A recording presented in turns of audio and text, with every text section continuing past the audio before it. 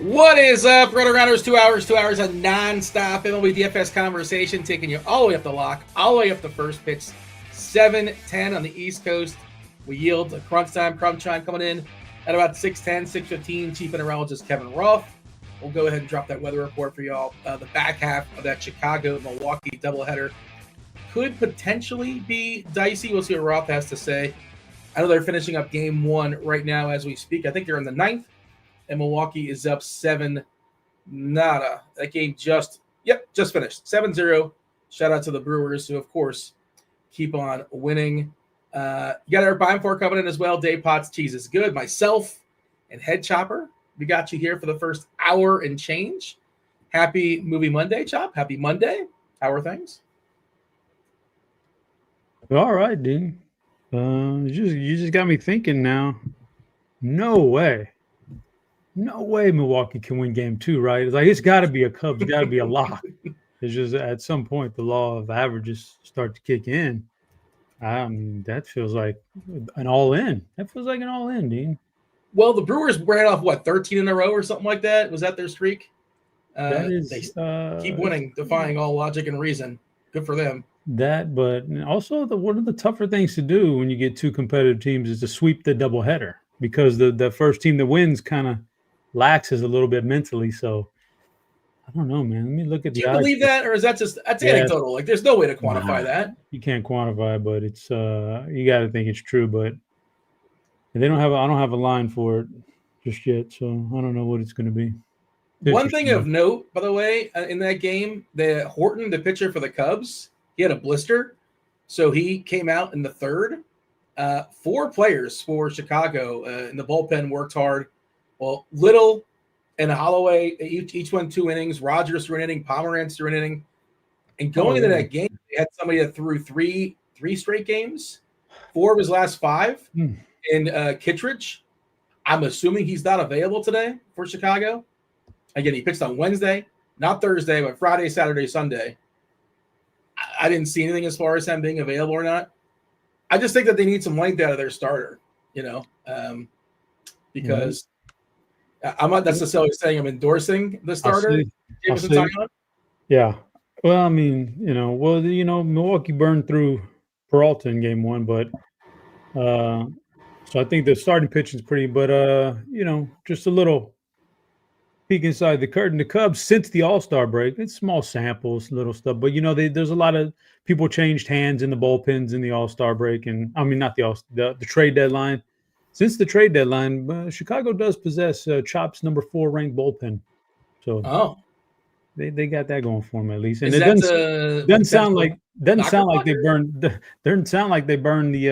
high leverage guys in game 1. I mean, those are pretty much long guy Pomeranz and those guys. So I don't know. Keller did not pitch in game 1. He's one of their setup guys, and Palencia probably is. Well, he's pretty likely to pitch this game, especially if they're ahead. Just kind of going through, checking out their bullpen. You are allowed to call somebody up, though, right? Don't they add an extra player for this game or one of the games? I'm not sure what they called up, if they a relief pitcher or a pitcher, a hitter off the bench. But you can extend the bench, I believe, by 1 person when there is a doubleheader. Just something to monitor there as far as their bullpen. I did drop Ross' weather report. Again, he was talking about that game. This is earlier. I think he'll give an update of it in some point, if not in the article, actually verbally. He'll be on about an hour and change. But he was talking about, hey, they should probably move this game up. It doesn't seem like they will. They're just going to chill for the next 3 hours. This is just about money, right? They want the day-night doubleheader. They don't want to give away a doubleheader, so that's why they're just going to wait in the locker room for 3 hours, right? The next game is scheduled 8:05. Got to clear out the audience, bring in a whole new batch. But again, yellow, orange. He's talking about the possibility of rain maybe arriving. They would not be able to finish, but he'll give more thoughts on this when he comes on soon enough. This slate, it's the Dodgers. The Dodgers are in Coors Field, Chop. 7.5 total. Kyle Freeland, There is a lefty starting, so we might get some pinch hit shenanigans as well. Players like, we're projecting Alex Call and Alex Freeland and Miguel Rojas to start. Somebody like Conforto might jump in there once the righty comes in from the bullpen. But, it's Ohtani left on left is 7K on DK, which is completely bonkers. But I get it, probably gets 5 ABs here against Freeland in that nonsense bullpen. It's a big decision point as far as the slate. And the arms are not spectacular either. I'm curious to get your thoughts, and a little bit different as far as where you're shopping. We're getting no discount despite the fact that Spencer Strider's been terrible. DK still wants 5 figures. They still want 10K for him. You're getting a discount on FanDuel. He got his face punched in last time against the Mets. He's not been his normal self. By other standards, I guess he's fine, right? But it's only been a down year for him. He's been spiraling of late as well. I was looking at the advanced stuff. I've been looking at the advanced stuff like last month or so. Just he gets hit so hard. Now, I guess part of that is, if you throw that hard, you kind of supply the power, and you're going to get balls hit back hard at you. That's just how that goes. But interesting decision point is Strider, the Dodgers as well. Individually, Ohtani is just crazy expensive, over 5K on FanDuel, 7K on DK. It is a movie Monday. I will go ahead and drop that first clue for the people as I throw it to you and get your overview. It's an 8-gamer, so not like a big boy slate, somewhere in the middle. Today's first clue for Movie Monday is Throw. Throw is the first clue, Chop. Tell me what movie I'm talking about in the Discord channel, only the Discord channel. You tell me on YouTube and you get it right, congrats, but you get nothing for it. But if you tell me in the Discord channel, that's RotoGrinders.com/Discord, live stream chat. That's a free Discord channel. Most of our Discord channels are free. Be the first to do so. 1 guest per clue drop. You get yourself a week free of RG Premium, not just baseball, but football, baseball, basketball, hockey, NBA. I know some of those aren't in season. PGA, MMA, LOL, all the goods, all the bells, all the whistles, optimizers, SimLabs, everything for a week. Or if you want, dealer's choice, you can get scores and odds, whichever you prefer. Chop, it is not pitch perfect. That's a good guess, though. That's a good guess. It is not pitch perfect, though. Chop, give me the overview, the screenshot. It's kind of a straightforward slate, at least from a hitting perspective. And man, the pitching, man, I'm curious to get your takes because I don't really like anything. I don't like any pitchers. What? No pitchers? Okay, let me give you my overview. Well, yeah, I don't love any of it. It's here's all what a I bunch would of say. nonsense. I would pretty much agree with you in that. I look at the pitching and I go, man, wow, yeah, that's not good. I don't want that. I don't want that. I could play him. There's nobody that jumps out as boom, yeah, must play. Let's get him in there. So the pitching doesn't look particularly strong.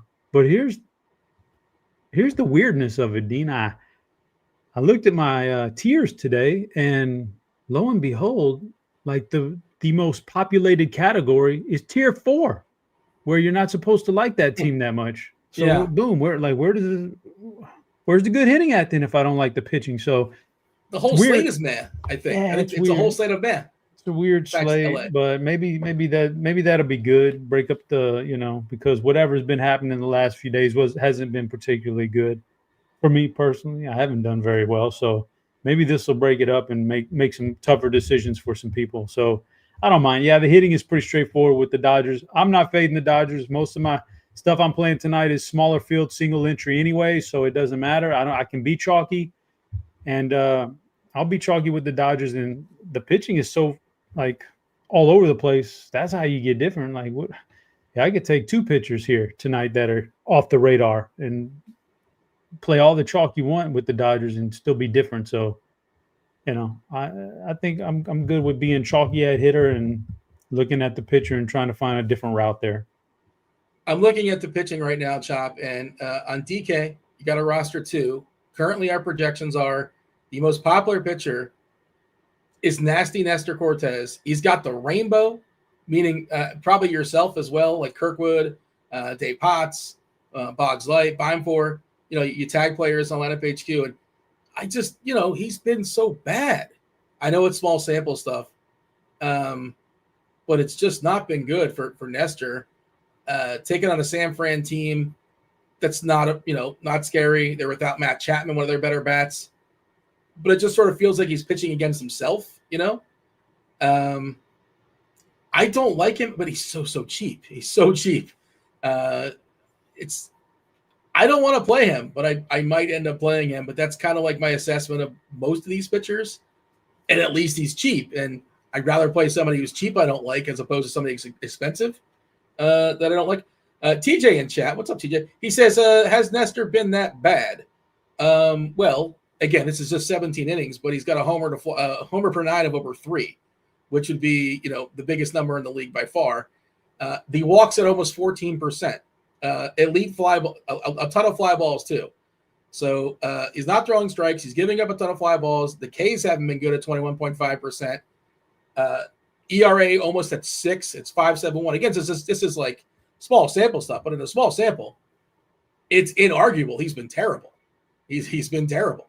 But can he bounce back tonight? I suppose he can. We've seen it before, not that long ago, where he was a pretty competent pitcher. But let's see. Yeah, I'm just distracted there by chat for a second. I thought I was being called a homer. I'm like, who am I a homer for? I thought Cam was calling me a homer, but he's talking about a homer stat. By the way, Sal Perez was scratched, in case you missed that. He had the fish. He's ill. He's not playing baseball tonight, at least not starting the game. We got a Texas lineup. No Higashioka, no Josh Young. Cody Freeman and Heim happened to crack the lineup. Yeah, and then the other pitcher, as far as ownership-wise, we're seeing, we just got an update, so I got to get it to refresh, but I think it was Strider, and I've already sort of talked about, I know it's the White Sox, and you probably get the win, assuming you pitch fairly well, because their offense is the other team in this slate that's got a 5 total or above. Again, he's just had his issues of late. He's still pretty good, but by his standards, not great. I don't like either one of these guys as chalk, but then the conundrum, Chop, is, okay, you can't just say I don't like these guys. You have to actually play other people. And I don't like the other guys either. So I don't know what to do. I think I'm just going to make my lineups and just leave pitchers open. And I'm willing to play like 7 or 8 other guys just because. That's kind of how I might approach it. I might just punt all the way with this Gomez character against Atlanta, who was at least good in one start. And I know Atlanta's like looking better these days. But still, I'll tell you what I kind of like is both pitchers in the Boston-Baltimore game, which again, not comfortable. Rodgers has been spectacular, a little bit above his head, but he's been awesome. Dustin May, they traded for Dustin May. They obviously saw something in him. He's been good so far, right? For at least was that his only start for Boston against Houston last time out? It's good weather for pitching in Boston as well. But, I don't love any of it. But Cortez as chalk feels uncomfortable to me. And I'm curious, you're talking about playing Dodgers. Playing Dodgers with Cortez is like you're just hitting the optimize button. I would agree with that. That's why you probably got to get a little bit different. But I was shocked.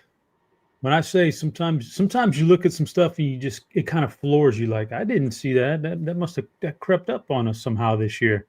I was shocked, Dean, when I pulled up the San Francisco projected lineup against left-handers and how inept they are, how strikeout heavy they can be, and how lack of thump they can be tonight. Like with the projected lineup tonight, like, so I see where that path is coming from. Will I play it? I don't know, man. Don't know if I'm going to go that route, but I could definitely see a path where in a big ballpark like that with a lot of strikeouts on the other side, I think Nestor, everything you said was true in terms of what he's done this year, but I don't know. At what point do we?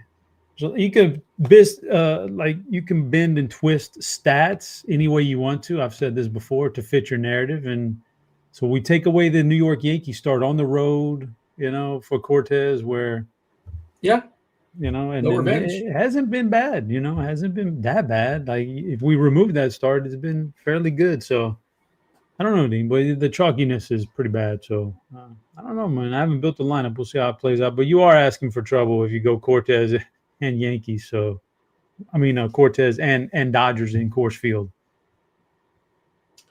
Yeah. TJ, by the way, is he wants to like join the conversation in chat. He's not on later, so he's got to get his takes out there. Yes, I know that was earlier in the year of Cortez where he was terrible against the Yankees. That's kind of mixed in as far as his numbers, but even still, he does. They're not letting him go especially deep. And I guess it's all kind of baked in, right? He's 6'5" on DK. I wouldn't play him on FanDuel. 79 and 76 pitches. The walks are still troublesome. He did face San Fran last time out, and he was pretty good. And he couldn't go 5 innings though. Couldn't go 5. But and again, he kind of a quick hook. I remember I was watching that game. I feel like he had a couple of guys on, and a lot of times managers will let you get that last out. Let you get to 5, so you're eligible for that W, and they just didn't. 79 pitches, that's it. That maybe you can throw 85 or so today, and he's facing the same San Fran team. And Chapman probably played that game. I don't recall. And you're right, this San Fran lineup is terrible. There's Ramos in there who's pretty good, but he strikes out when he's not hitting the ball hard. Same deal with Adames. And then some of these names are nonsense. Bailey and Fitzgerald, Koss. Devers has been, pretty good against lefties this year, but also strikes out a ton. Doesn't really walk at all. So, look, I'm not playing San Fran either. I just don't like the fact that Cortez is going to be chalk. And I don't like the fact that you're walking right into that build of like, oh, how am I going to get the Dodgers? Oh, there's Cortez. And literally everybody else sees the same thing.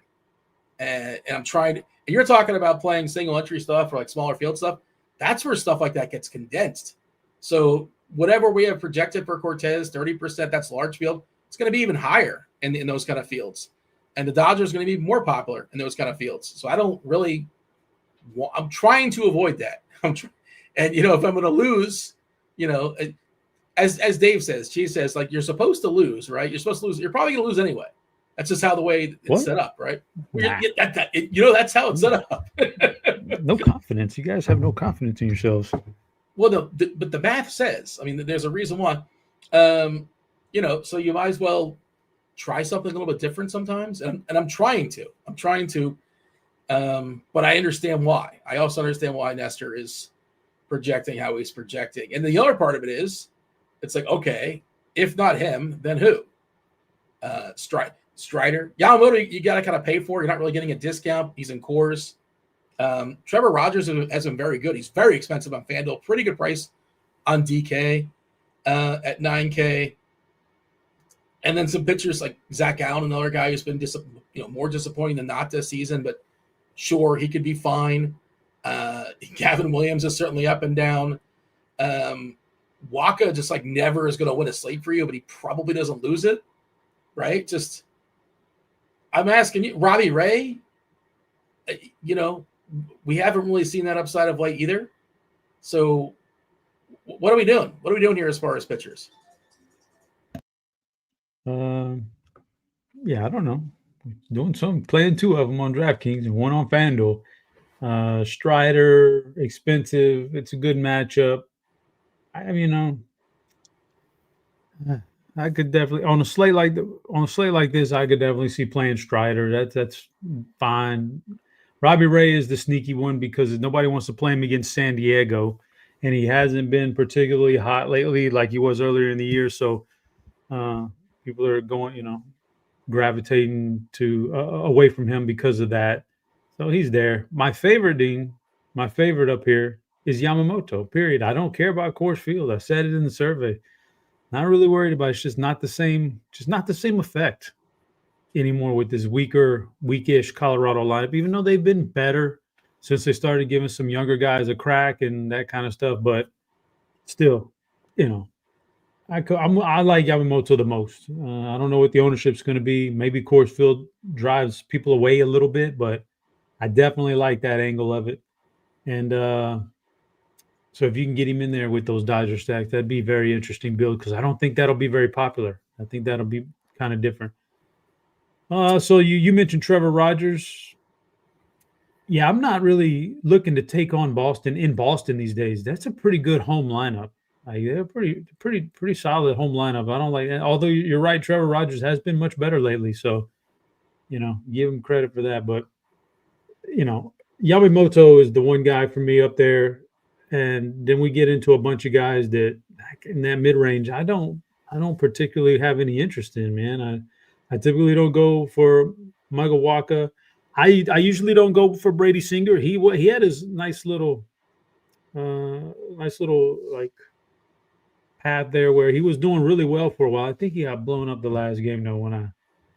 No, that was 2 games ago. He's been doing solid lately, so he's in play if you want to go that route. But the Angels can be kind of tough.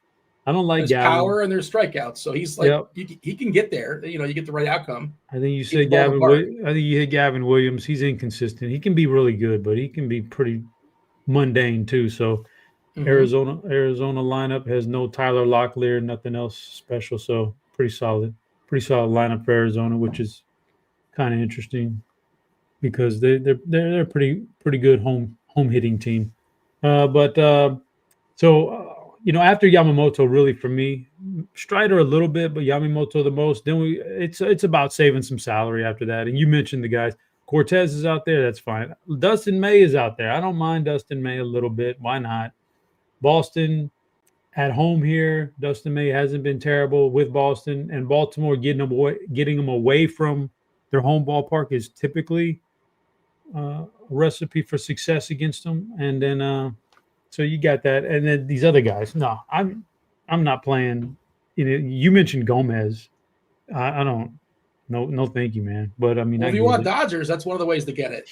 That's why I mentioned it. I could. What if I go with 2 fairly priced pitchers, my Dodger stack, and then I just one-offed a bunch of guys as my other hitters instead of like mini stack, and I just one-offed, and I can still get to some Dodgers with some expensive pitching. But no Ohtani.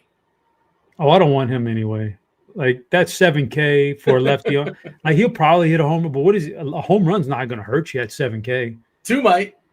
Two might not though. If my boy Teoscar comes through with 6 total bases, I'm still good anyway, or something along those lines. It might or might not.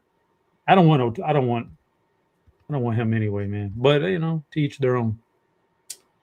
Yeah, I mean, I don't want to say I don't want him. I think it's more about like, is it what it does the rest of your lineup. And correct, you're right. Like if he hits a solo home run, he goes 1 for 5 with a solo homer. You're fine. If you tell me that's what he does, I just hit the X button. I don't need that. But we don't have the almanac. We don't have the magic 8 ball that tells us necessarily. And he could put up a 25 spot, and it wouldn't be shocking. He probably gets those 5 ABs and cores. I know Freeland has been pretty good as far as keeping the ball in the ballpark against lefties this year, 122 ISO. Also a strike thrower, probably not going to walk anybody. We're not a ton of walks, 5.7% against let's collectively even lower against lefties this season. Did we is the rookie not in? So Beavers is playing for Baltimore, Dylan Beavers. The power speed combination got the call up. Mm-hmm. Okay, so yeah, Basayo's in there as well. Okay. I wanted to make sure. Yeah, Samuel Basayo just absolutely raked in the minors. Some Baltimore insiders are calling him like a little mini Yordan Alvarez. There's been a ton of hype on him. I was in I'm in my season long stuff. I'm in my dynasty stuff, and I got an eye on Basayo. But maybe more so for next year. We'll see as far as how keepers and things like that work. But there's a ton of power in that bat. Did want to mention the weather is good for pitching. I said it earlier. Weather edge, 134 games, pretty big sample. 67 the temp. The wind's blowing in from right center at 5 miles per hour, 50 the dew. Homers have dipped in the 134 games of similar weather at 19.2%. Runs taking a hit at 5% as well. Going to be hot in Atlanta, 87, but nothing really popping as far as weather edge, but it's kind of a small sample. Also hot in KC in the 90s, but nothing really huge when it comes to weather edge. Not a big change in 104 games. Kyle Tucker is not going to play tonight, I assume, because I just saw a note that he's going to be out for seveul games. I know he's dealing with that finger, and he's stung for a while. So he's dealing with some fingers, all right, coming from the stands. Well, he's had an injury for a while that supposedly he's just been kind of managing. And PCA, I was told PCA was the greatest thing ever, and he's been slumping also. That Cubs offense just collectively has been slumping a good bit. I don't think at the lineup just yet, but I assume Tucker is not going to crack it for game 2. Producer Steve is heartbroken. You can tell. You can hear the sarcasm in his drop. All the good pitchers are facing each other like the earlier games, right? We have Paul Skeens we're not going to get, unfortunately. Logan Gilbert, unfortunately, but we have to deal with as far as the pitching on this slate. Those games go off before officially the 7-10 lock. I thought maybe FanDuel would include it, but they didn't. Neither team included it.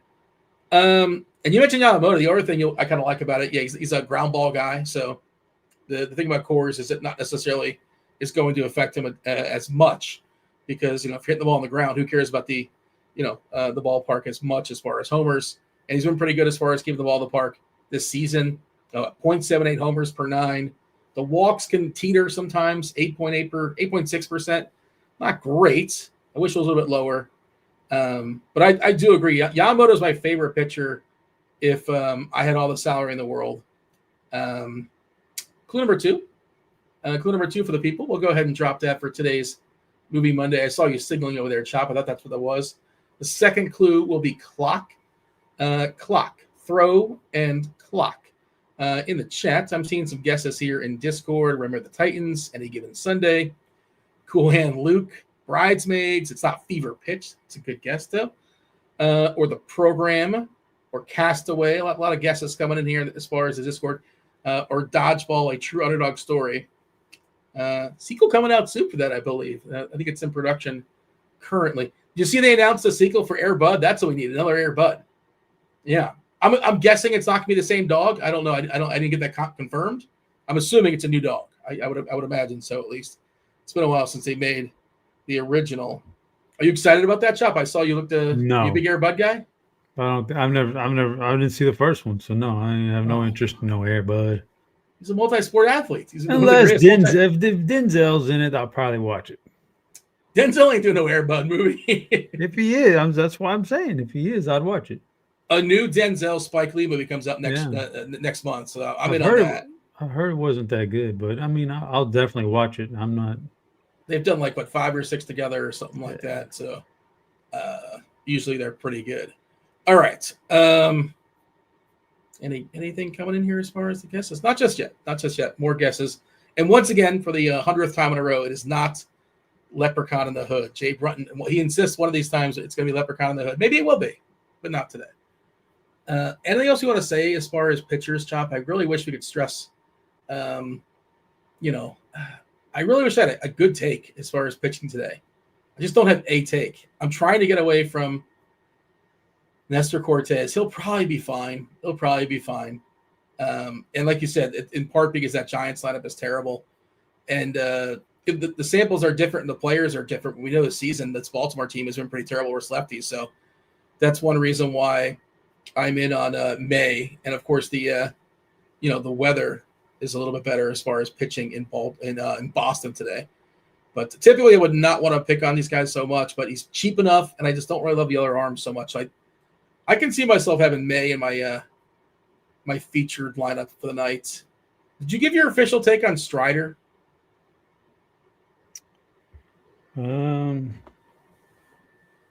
Yeah, I mean, I mentioned him at the time. He's okay.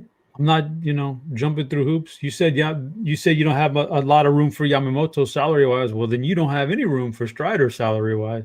He's expensive. Hasn't been great this year. Strikeouts are down, but on this slate, they're still very good. He's still like a top 3 strikeout guy. And it's the White Sox. In another slate where there's more pitching, he's probably like an afterthought of nothing. But on this slate, he may be a guy I need to turn to. I mean, it's just so weak out there. So I'm not discounting him altogether, but he clearly hasn't been. Coming back from the injury, he has not regained the form prior to the injury. Let's just put it like that. And that happens sometimes. Sometimes it takes a lot longer. Chop, I'm in a slow draft right now with some friends. This is like people I know for best ball. I'm in the 4th round. And it's one of those things where you got to change your rankings based upon the drafters. And I don't know how sharp this crowd's going to be. I'm debating between George Kittle and Jalen Hurts because these people love their quarterbacks and they go so fast. This is a dilemma for me, but I'd be taking Kittle a little bit early, but I think you're supposed to grab a good tight end in this league because I can make up the difference with receivers. Run that by me again. What'd you just do? Kittle or Hurts. In like Where a friends league. I mean, they don't know what they're doing. Can I be the problem? They don't stay in their lanes. Respectfully, Dean. This is with all due respect to Jalen Hurts. All due respect to Jalen Hurts. Oh. Give me Kittle.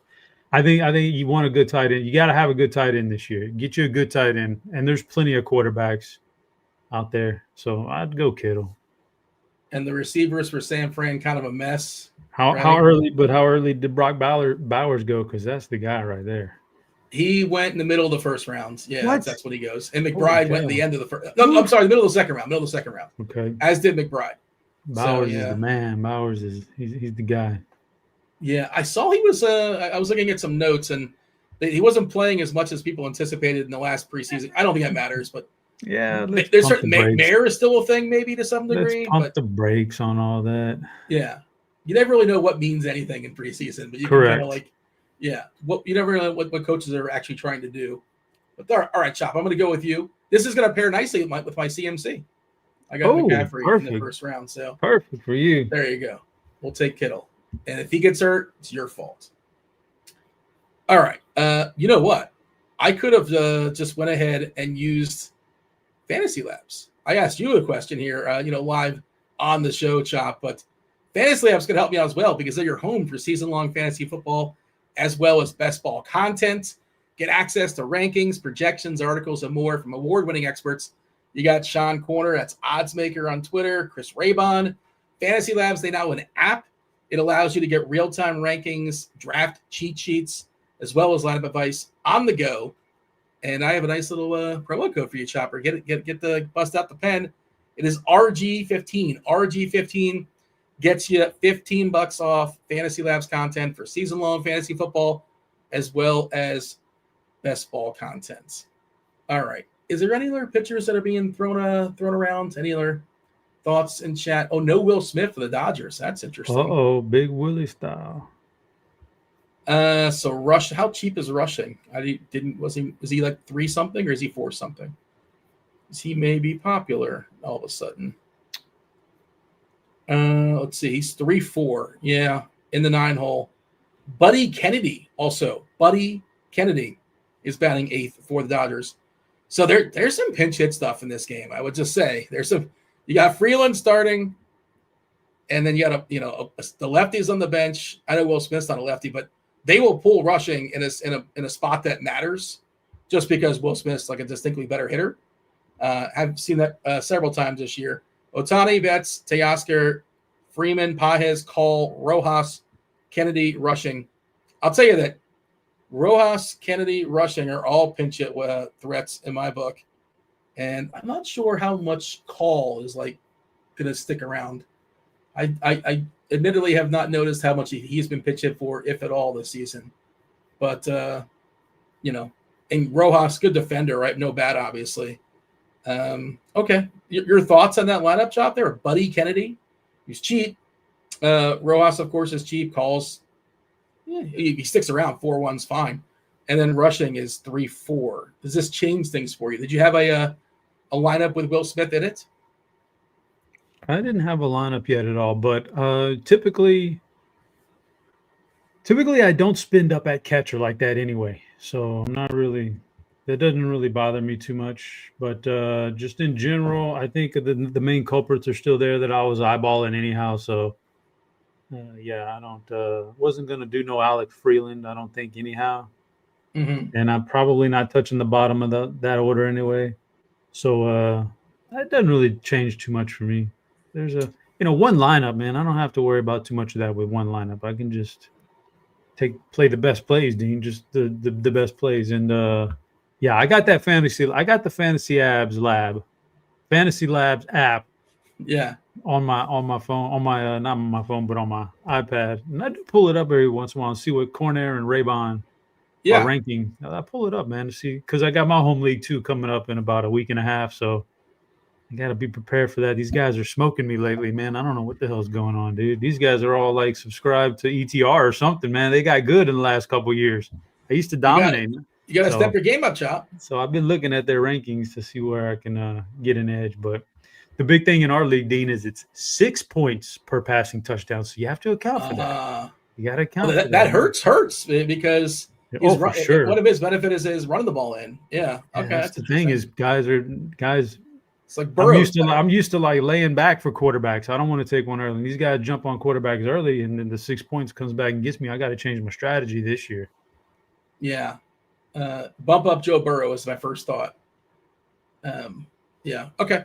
You got to keep us updated as far as people want to know about your home league, Chopper. Buddy Kennedy, by the way, not very good. In case you were wondering, also almost 27 years old. Not really a prospect. He had a cup of coffee with the D-backs a couple of years ago. Not a lot of power, not a lot of speed, but he is playing baseball for the Dodgers today. Okay, we'll go ahead and drop that third clue for the people for today's Movie Monday. We'll get to our tiers here in a second as well. First two clues are throw and clock. The third clue is ranch. Let's see. It's not the longest yard or around the world in 80 days. Gregorius the Wise is thinking it's Titanic. I don't know what Triangle Park is. Should I know what that is? Triangle Park? It's not Ted or the Shawshank Redemption or your guess. Somebody else guessed it. It's not Back to the Future, Chop. But I see why you would guess that. You got to save the clock tower, of course. All right. Anything else you want to say as far as pitchers? You want to introduce today's tiers? Pitchers are pretty much done. We can go tiers now. We can go tiers if we want to. So my tiers, I don't know if you were aware of this, Dean, but August the 18th is National Fajita Day. It's National Fajita Day. I wasn't aware. Happy National Fajita Day. How are you celebrating, Chop? That gets me thinking, well, I'll probably have some taco bowls later on if that does anything for you. But it got me thinking about Mexican food, the best and the worst, some of the good stuff, some of the bad stuff. So that's kind of what I tiered up today was a little bit of Mexican food. My personal preference, this is totally subjective. Some people might not agree with any of it, but it's where I'm at. So, throw out your favorite and your worst Mexican dishes. And remember, I'm in San Antonio, so we've got a different outlook on Mexican food. It's really good around here. Like I can understand if you're probably in some Midwest town that doesn't have good Mexican food, but we've got really good Mexican food over here. I've had it had a couple times in San Antonio, which I guess is kind of similar. I imagine is that fair to say? I'm sorry, you said San Antonio as well. Yeah, no, I've had it a couple times. Yeah, I had it on the what is it called? Not the boardwalk. Is it called the boardwalk? What is it? What's the Riverwalk? Riverwalk. Yeah, there's some pretty good restaurants down there. Yeah, music and food. It was good times. I thoroughly enjoyed it. My brief stay in San Antonio. Are you asking me what I would put on the board? Is that what you're asking? Or I mean, the chat in general. You like to chime in with your favorite and worst after all. Once I give the category, what's the chat guy going on? Chili con carne number one according to Andy. Oh, that's interesting. Yeah, is that on the board? No. Is the Riverwalk a tourist trap? It's not a tourist. Do any locals go to the Riverwalk? Yeah, for sure. Okay. If you it's got good restaurants and you can just walk, and so you walk off your meal too afterwards. Yeah, sure, why not, man? And then they have parades on the river for like Christmas and stuff. You go down there, why not? I don't go down there that much, but yeah. Son of a bitch, we got a winner. These guys, man, too sharp. They're good. They're good. The clues are too good. League. These guys are like my home league now. They're just beating me every day. Yeah, they're pretty sharp. I thought I made it a little bit tougher today. I thought I made it too easy, and I changed the word. And I still, because I was like, if you just plug these 5 words into Google, the movie came up. I'm like, okay, we have to change that. All right, so shout out to Gregorius the Wise, who got it in 3 guesses a week free of RG Premium. Or if you want, you're getting scores and odds. Producer Steve's going to hook you up. Oh, wow, nachos number 1. And you didn't even dress them up. You're not even saying chicken nachos. You're just saying straight up nachos number 1? Okay. Talk to me about your board here, Chop. Well, yeah, nacho. I've said it, Dean, on the show multiple times. Give me some chips and something to dip them in or coat them with. I'm good. So nachos, I like them. I can individually dress them, or I can just splatter everything across the top of them and have one big clump of nacho and pry through the nacho through the cheese and peel it off. I don't care. I'm a big nacho guy. Give it to me. So yeah, I like some nachos for sure. I had to have that as number one. Now there's a lot that could have been number one. Now number two might be a little bit out of the wheelhouse of some people, but trying to decide what to put there was a lot of options. I had to go barbacoa because I'm in San Antonio and I've had it and I never had it before I got here. But man, is it good! Phenomenal, Dean. No barbacoa. It's just a method at which they cook the meat, whatever meat. It could be cow, it could be sheep, whatever, man. It's an underground pit. Yeah, and man, it just comes out. That meat falls apart in your fingers, putting it into your tortilla, and it's just fatty. It's just good. And I like the fatty part of the meat to be cooked in with it, and just delicious. Tamales. Now, I like tamales when they're made properly. That's the thing. That's why it's number 3, and that's why I could go either way. Because when they're not made properly and they're dry as a bone, they're inedible. But when they make them good, buddy, you got something good on your hands. And around Christmas time here in San Antonio, you get a lot of families that get together at their kitchen and they do like a tamale making thing. It's kind of like a tradition. So you get the right people making the right tamales and you're in good shape, but you don't and you're in bad shape. Cheese enchilada number 4, not good. I'm not having cheese enchilada. It's just a big block of cheese. I'll pass. I'm not a big cheese. Not a cheese to like spruce up a meal is fine. Cheese as a big block of something to gorge yourself with. No, thank you, man. I'm going to pass. Menudo. I'll caveat this. I've had some good menudo, Dean. I've had some good menudo, but it's very rare. It comes like on New Year's Day when you're hungover and it's made properly, sure. But for the most part, menudo, that could be a little rough to handle for somebody who's not used to it. So I'm going to put that down at number 5. But too spicy? No, not at all. Some of the flavor can be good. It's the meat. It's the meat that they put in there, which makes it kind of a little bit rough to stomach. It's like intestines and the lining of the stomach can be a little bit rough and rubbery and stuff. So yeah. Jamison Time officially is starting the game for Chicago. That's what we anticipated. So I did see a confirmation on that. I don't know what the Rockies lineup was before, but apparently they had somebody that was scratched. But the Rockies lineup now is Freeman, Moniak, Goodman, Beck, Tovar, Burnable, Karros, Doyle, and Ritter. So I'm not sure that I'm trying to see who may have been kicked off that lineup, but I can't quite figure it out just by staring at it. We have the Reds as well. A lot of lineups coming on through. Friedel, Lux, De La Cruz, Hayes, Marte, Steer, Trevino, so no Stevenson, Hayes, and McClain. That is your Reds lineup tonight. Padres also dropped for us. Tatis, Arise, Machado, Laureano, Bogarts, Iglesias, Fermin, Cronenworth, and Johnson. That is your Padres.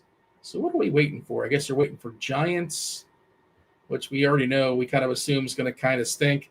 I don't see Milwaukee or the Cubs just yet. And no Cleveland. We did get Arizona. That's Perdomo, Marte, Carroll, Gurriel, Kevin Smith, Del Castillo, Alexander, Thomas, and McCann. So both catchers in the lineup there for Arizona. All right, Chopper. Let's go ahead. Let's throw some teams into some tiers. We can drop that 4th clue just for fun, but we already have a winner. Gregorius the Wise, just too good at this Movie Monday. The 4th clue was flame. So throw, clock, ranch, and flame. That was your first 4 clues for today's Movie Monday. All right. 7:10 first start. And again, we have, let's see, about a half hour until we get crunch time coming in. 7:10 start. Also, knockers. Knockers are coming. BBP suggestion of the day, that's coming as well. And maybe, are we going to have a knocker blocker? I'm assuming that's a staple now, Chop? Yes? Maybe? Why wouldn't we? I don't know. I'm just, people got to hit the like button for the knocker blocker. Hit that like button, do subscribe, do turn on those notifications, hit all those buttons, hit all the things. So when we go live, we're going live, talking all things football. very, very soon. All right, Trevor Rogers in Boston, 8 total, kind of a low total with these two teams, especially in this ballpark. Again, we mentioned before, the weather is not perfect for hitting. Doesn't mean these teams cannot overcome such things. You do have some cheap pieces for Baltimore as well. We mentioned Dylan Beavers, speed and power, one of the bigger prospects in the Baltimore organization, got the call up, and Basayo. He's not 2K, he's 3K. He's 2-3, I think, on FanDuel, which is kind of appealing. But Dustin May is the favorite, minus 129, 8 total. Where are we throwing the O's and the Red Sox on the board?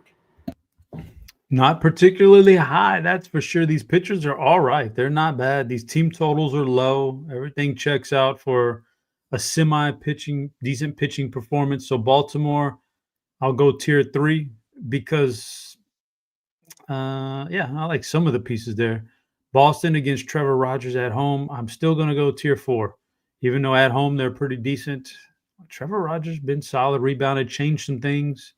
He's looking a lot better now. So Baltimore in tamales, Boston in cheese enchilada, which is weird because Boston is Kirk's favorite team, and Kirky loves some cheese enchiladas. So it's very fitting that it would be in there.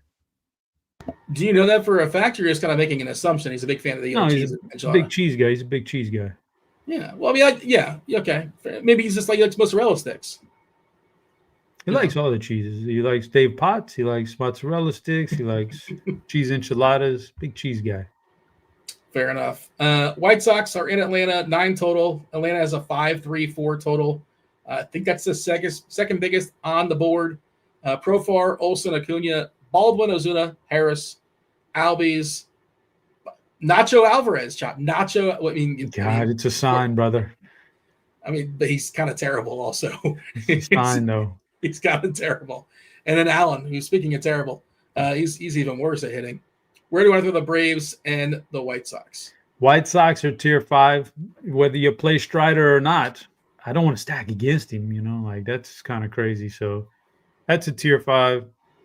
Atlanta, hey, brother, a guy named Nacho in the lineup. We got to go in Nachos. I like him anyway. I liked him on the survey this morning, and that was 5 hours ago. And so I haven't stopped liking him. I think that the offense is starting to, pick it up a little bit here. And it's coincided, a small part, with Michael Harris changing a little bit of his approach at the plate. And he's gotten hot, man. And he's made this lineup a lot better with Acuna coming back too. So I'm gonna put Atlanta in tier 1. Yeah, you say he changed his approach at the plate. He changed his swing, right? I'm assuming that's what you're referring to. He went back to an old swing that, he's been struggling. Obviously, he was pretty terrible the first half of the season, and I've noticed as well. The numbers, play it out as well. That, if it's the new approach, whatever it is, maybe all of a sudden he wasn't, chasing as much, that kind of thing. But I like Harris as well as a particularly cheap outfielder. I'm with you on Atlanta. I like the Atlanta bats. I think they're one of the first pivots away from LA. Although Gomez can be okay, we're not sure. He's a big question mark. And I think he's worth considering the roster for playing large field stuff. I don't really have a good take on Gomez though. But what we saw him, his first start was good. He threw almost 90 pitches. So I don't mind both sides of this, but for the sake of the stacks, the tiers, I do agree Atlanta is at least in the top 2 tiers tonight. Texas, KC, Michael Wacha, 9.5 total, Jack Leiter on the other side. We do have some cheap bats here for Texas, assuming they stick around. Who knows how long they'll stick around. In Jock Jams, Jock Peterson, Rowdy Tellez. They're always pinch hit threats when lefties come in the game. You know what you're signing up for, but they are, another cheap way to get to pay up for another expensive stack if you want to get some minis here on Texas against Wacha. It's a pretty good hitting weather as well in KC today. The ballpark as is typically not good, but getting a bit of an upgrade. Where do you want to throw the Royals and the Rangers? Yeah, so Kansas City is doing what Kansas City does when there's pretty decent weather, which is you're still not going to get a lot of home run action, a big uptick in home runs, but it's already a pretty good ballpark for extra base hits. So that's going to be amplified even more today. So with that being said, I'm putting Kansas City and Barbacoa, tier 2. I don't even like this lineup. In fact, I've dogged on it all year long, but I like this matchup tonight. There's a lack of good, I think, options after the Dodgers and the Braves. I'll take a shot on Kansas City tonight. Why not? Texas is a tier 3 team for me. I don't like much of the lineup. I feel like most nights I can just roster Corey Seager and get a lot of production from Texas and just in one single guy. So they're a tier 3. You did get Kirkwood and Chapo. I did confirm. You're correct. He's also a big fan. He's touting some chicken enchiladas. And he also said that Yorendrys Gomez is going to shove tonight. So he's not necessarily on the Atlanta side. It sounds like he's on the Gomez side. And I wouldn't be surprised if he ends up in one of my lineups to kind of make things work. If you want to release the hounds, as Roth would say, you can sort of pair him with you can pair him with Cortez if you want to do that. You probably can pair him with May, and get most of the bats within reason that you want on DK. Okay, Milwaukee and the Cubs. No lineups just yet, right? We're still waiting for lineups there. We mentioned earlier, top of the show, in case you missed it, Chicago did work pretty hard as far as their bullpen because the starter Horton had a blister. He did not go 3 innings. So they got 6 and change out of the pen. Hollowell, Little, Rogers, Pomerantz all worked. And then going into the game, one of their better pitchers with Kittredge has pitched 4 of the last 5 games and the last 3 days. So they probably want to stay away from him, I would imagine. Probably want to give him a day. No lineups here just yet. We're also assuming, and we've adjusted this here on our lineup page, that Kyle Tucker is out. So that lineup definitely becomes weakened. Chad Patrick on the other side. Patrick versus Tyon. Where do you have the Brewers and the Cubs? Yeah, Kyle Tucker caught some boo birds this weekend, unfortunately for him, man. Chicago's experiencing that Kyle Tucker cold streak in the middle of the year. It happens every year. Don't worry about it, guys. He'll snap out of it. But as far as this game's concerned, I'm not liking it for offense very much at all. Even though the team totals are relatively decent here, man. But I'm putting both these teams in tier 4. I just don't feel like I think Chicago, I don't know. Chicago is going to come out and for Milwaukee, they've got Chad Patrick, and then they've got pretty much a full bullpen to work with. That's tough. That's a tough assignment. Chicago has Tyon, who's going to eat up innings. Typically not a terrible pitcher, not great, but not like a super stack against. And then they've got the high leverage arms still available for the most part. So I just feel like this is going to be a low scoring game in general. So I'm putting them both in tier 4. How much money unless he turns, of course he can turn it around, but it feels like Tucker cost himself pending free agent. I think that's such a terrible argument. He's had a rough couple of months, but you don't think that the Yankees are still salivating to write him the biggest check in history, bigger than Juan Soto if they had a chance?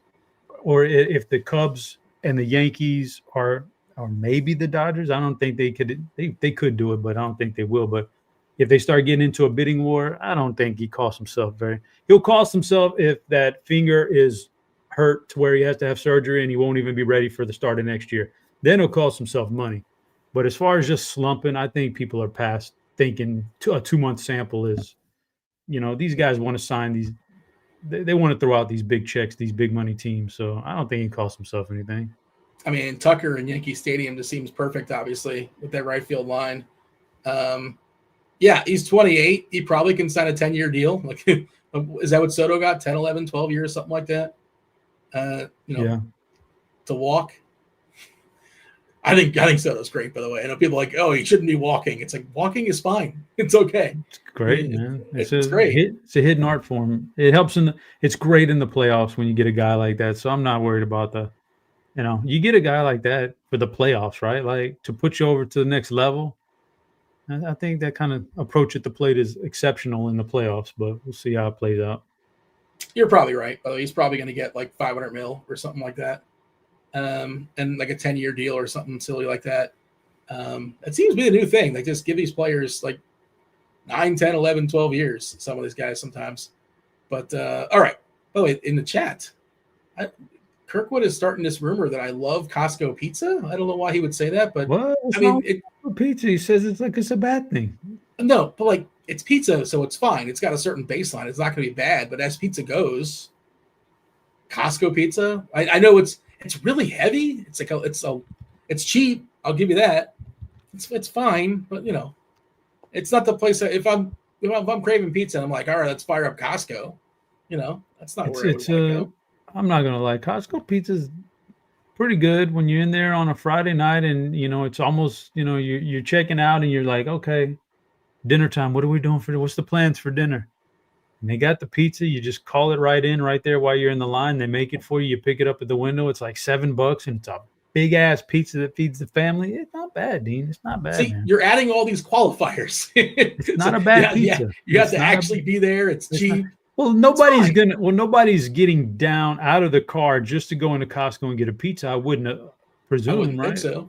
You can just get other things delivered, but I mean, so you're ordering it while you're there. It's good. It's good, man. I ain't lying to you, Dean.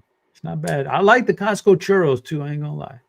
Yeah, I have a soft spot for the Costco churro when it's fresh, man. It's good. We have 4 games to go until crunch time comes in here. 4 games to go, and again, they're about 20 minutes or so away. Chief Meteorologist Kevin Roth, Dave Potts, Cheeseisgood, Erik Beimfohr as well. Wonder if Roth updated that Chicago weather. He may have. Let's see if anything's changed. Yeah, okay. So this is kind of important. He just updated it, and again, he'll be on in 20 minutes to add some clarity to it. But he's got it straight orange now. So that seems concerning a little bit. This is good for our Milwaukee-Chicago fade. A line of storms move in during the game, and that looks problematic. I'm reading here if you didn't quite piece that together. Furthermore, we'll see some storms pop in the general area around ahead of that line. That means if we start dry, we may have a long delay or a game that doesn't finish. If one of those storms pops over the ballpark before the line, we're in even worse shape and likely end up with a postpone. Okay. So, yeah, we might lose a game. Just kind of keep an eye on this, see what Roth has to say. And yeah, again, he'll be jumping on in about 15 minutes or so with crunch time, but I'm glad I refreshed, and you can read that at your own leisure. I'll drop it in chat for the people as well. Yamamoto is in course. The Dodgers have, let's see if their total dropped a little bit. I bet it dropped just a tick. Maybe it didn't. Is it still 7.52? It is 7.52, 7.52 against Kyle Freeland. And some nonsense coming out of that bullpen. We got a little bit different iteration of the Dodgers.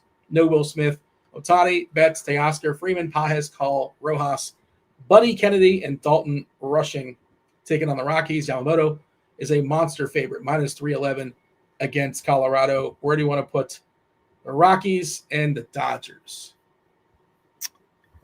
Well, the Rockies, I've already said, I'm on Yamamoto, man. I like him. So Colorado's a tier 5 for me. I don't want any of that piece. And it's the exact opposite for LA. I'd be crazy not to put them in tier 1. They're already a pretty good offense, who usually relies a lot on that top 5 of the order anyway. So some of these other guys missing at the bottom aren't a big deal. But they're already a good offense going to Coors Field against a pitcher that strikes out 15.6% of the guys. Come on. He's a guy who has to work in the strike zone. But doesn't have that swing and miss stuff. That could be tough against this lineup. So they are a tier 1, and I'll try to jam 4, maybe 5 in there, whatever I can get in there. I'll be on them in single entries though. Yeah, I mean, it's not hard if you're saying Rojas, Kennedy, rushing. They're all in call. They're all pretty cheap. So they're also not the best. They're also the ones with the biggest pinch hit risk. I did pull up Derek Carty's the bat. I was curious to see where he had the pinch hit risk. 40% on Buddy Kennedy and 31% at Rojas. So, yeah, those are the two that are concerning to me as well. And I'm thinking about that bench. Muncy is hurt. Edman is hurt. So, they're a little bit weakened these days. But they still have on that bench lurking is Conforto. Yeah, Conforto, Freeland. I see Roth is in chat as well. But, Roth is complimenting your tiers list. There you go. So he's a big fan of your list. I know Roth has spent some time in Texas as well, so maybe there's a little bit of Texas crossover. I know Houston and San Antonio are not the same, but all right. Talk to me about The Reds and the Angels, that's Singer versus Victor Maduros.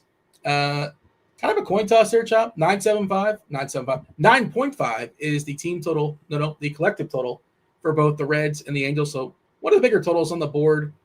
Cincinnati, negative ballpark chip because most are when they jump out of Cincinnati, out of the small park. Taking on Maduros is kind of a wild card. Singer on the other side. We talk about how the Angels have some power, but they also strike out. So maybe lean in on both sides of that. Rostering Singer and get yourself some Angels stacks and hope for extreme outcomes. Where do you want to put the Reds and the Angels on the board? Yeah, that's what I would say is the Angels could go either way. So that's why they're a tier 3. Yeah, Singer has had his moments this year where he's been a respectable pitcher. So it's not like this guy's a stack against the machine or anything. He's been decent, solid. So that's a tier 3, the Angel side of it. Since he's a tier 2, I like this matchup a lot more for them than I do for the Angels. I think they're a strong lineup, and not strong. They've got good pieces to it. They've got good pieces to the lineup that I think you could stack, and I think it's a favorable matchup. So let's roll with Cincy in tier 2. Yeah, I like Cincinnati as well. My one issue, by the way, with your list, I don't know if Nachos had the ceiling for a 1. Is kind of my issue. Always fine. You haven't had the good nachos in. You haven't had the good nachos. Do they have slate winning ceiling nachos? Not really. Where would you have ranked tacos in general? Where would you have ranked tacos? 1 or 2. A nacho can be better than a taco. It's the same thing in concept. It all depends on your toppings. Steve is saying nachos are tier 2, tier 3 at most, basically. Yeah, so producer Steve's with me. I just don't know if nachos, great floor, excellent floor. I just don't know about the ceiling for I've nachos. had some nachos that are a full-blown meal, and they're delicious. Go to what is that place? What's the? It's not Hooters. It's the one. No, Moe's. No, it's not Hooters, but it's got the big-breasted with the 23-degree beer. Come on, Twin Peaks. Go to Twin Peaks. They got some nachos. That's a full-blown barbecue now. They got barbecue. See, these nachos don't necessarily have to be Mexican nachos. Twin Peaks got some barbecue nachos, buddy. They blow your socks off. Yeah, solid. Okay, fair enough. Cam the man knows the pulled pork nachos. Pulled pork nachos from Twin Peaks, brother. No, so Giants, it could be a full meal, dude. It can be a full meal deal. I also think it was like an appetizer, nachos, but that's fair. Yeah, you got to break through the box there. Giants, Padres, super chalky. Nestor Cortez taking on the Giants. The Giants, it's not a great lineup. It's even worse without Matt Chapman. No lineup just yet, but the projected lineup is pretty woof. Lots of Ks as well. I am conflicted on this one. I really don't want to play really chalky Nestor Cortez. I know he's not been as horrible of late, but I still don't trust him. I don't love the leash either. But he is a minus 140 favorite, and the ballpark's pretty good for pitching, and this Giants team is quite putrid, minus a couple of pieces. And again, no lineup just yet, but it's not going to be good. Where do you want to put San Fran and the Padres? Also, I'm just going to guess. I'm going to guess that we're going to see a knocker blocker in this game. You tell me. You would be absolutely incorrect, Dean. There's no knocker blocker in this game. There's plenty of good pitchers, but I've actually covered some guys from these teams before, so I don't want to overlap, Dean. You know what I mean? I'll try to get to some different guys here, but I'm with you on this on the other stuff. These are both tier 4 teams. It's a bigger park for pitchers. As much as you may not like Cortez, San Francisco is still getting a 3.4 implied total. That's minuscule. That's not stack material at all.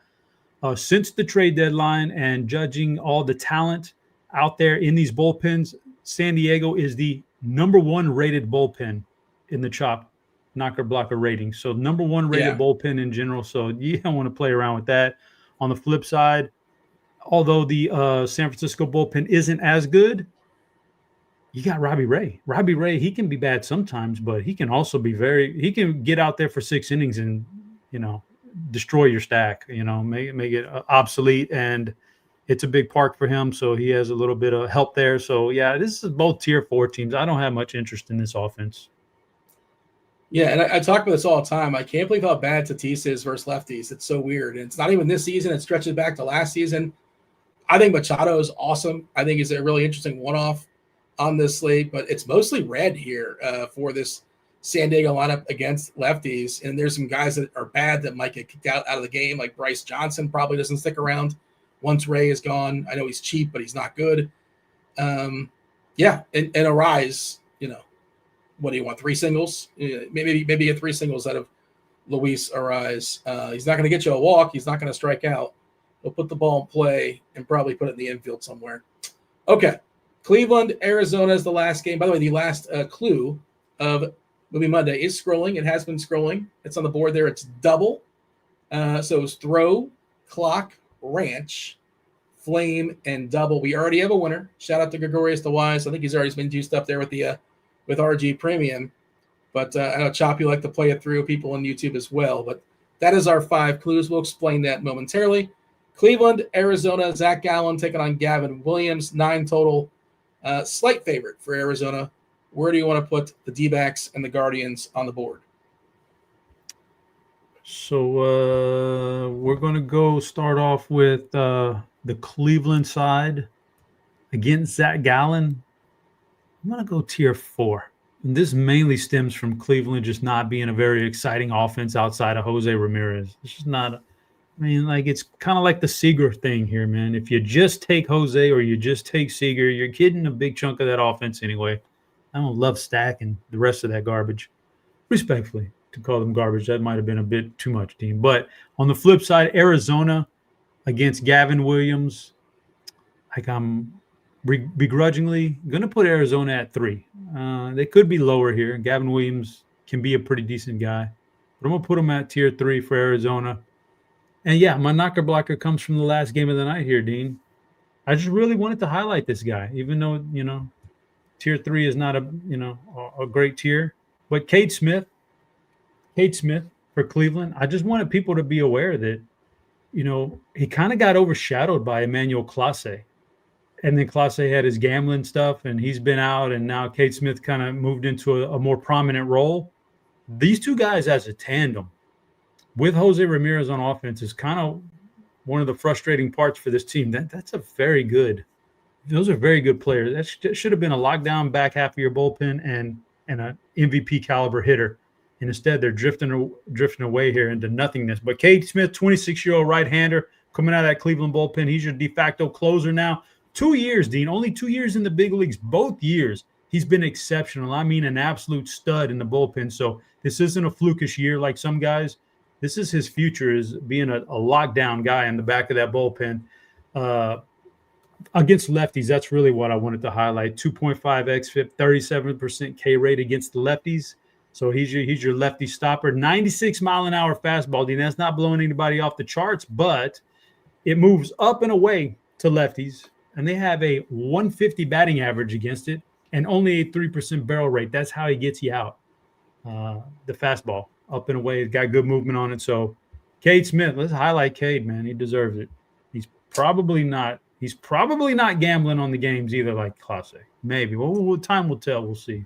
Well, they were talking about it in the bullpen. Allegedly, by the way. You should say allegedly. They must have – Ortiz and Clase probably both in the bullpen.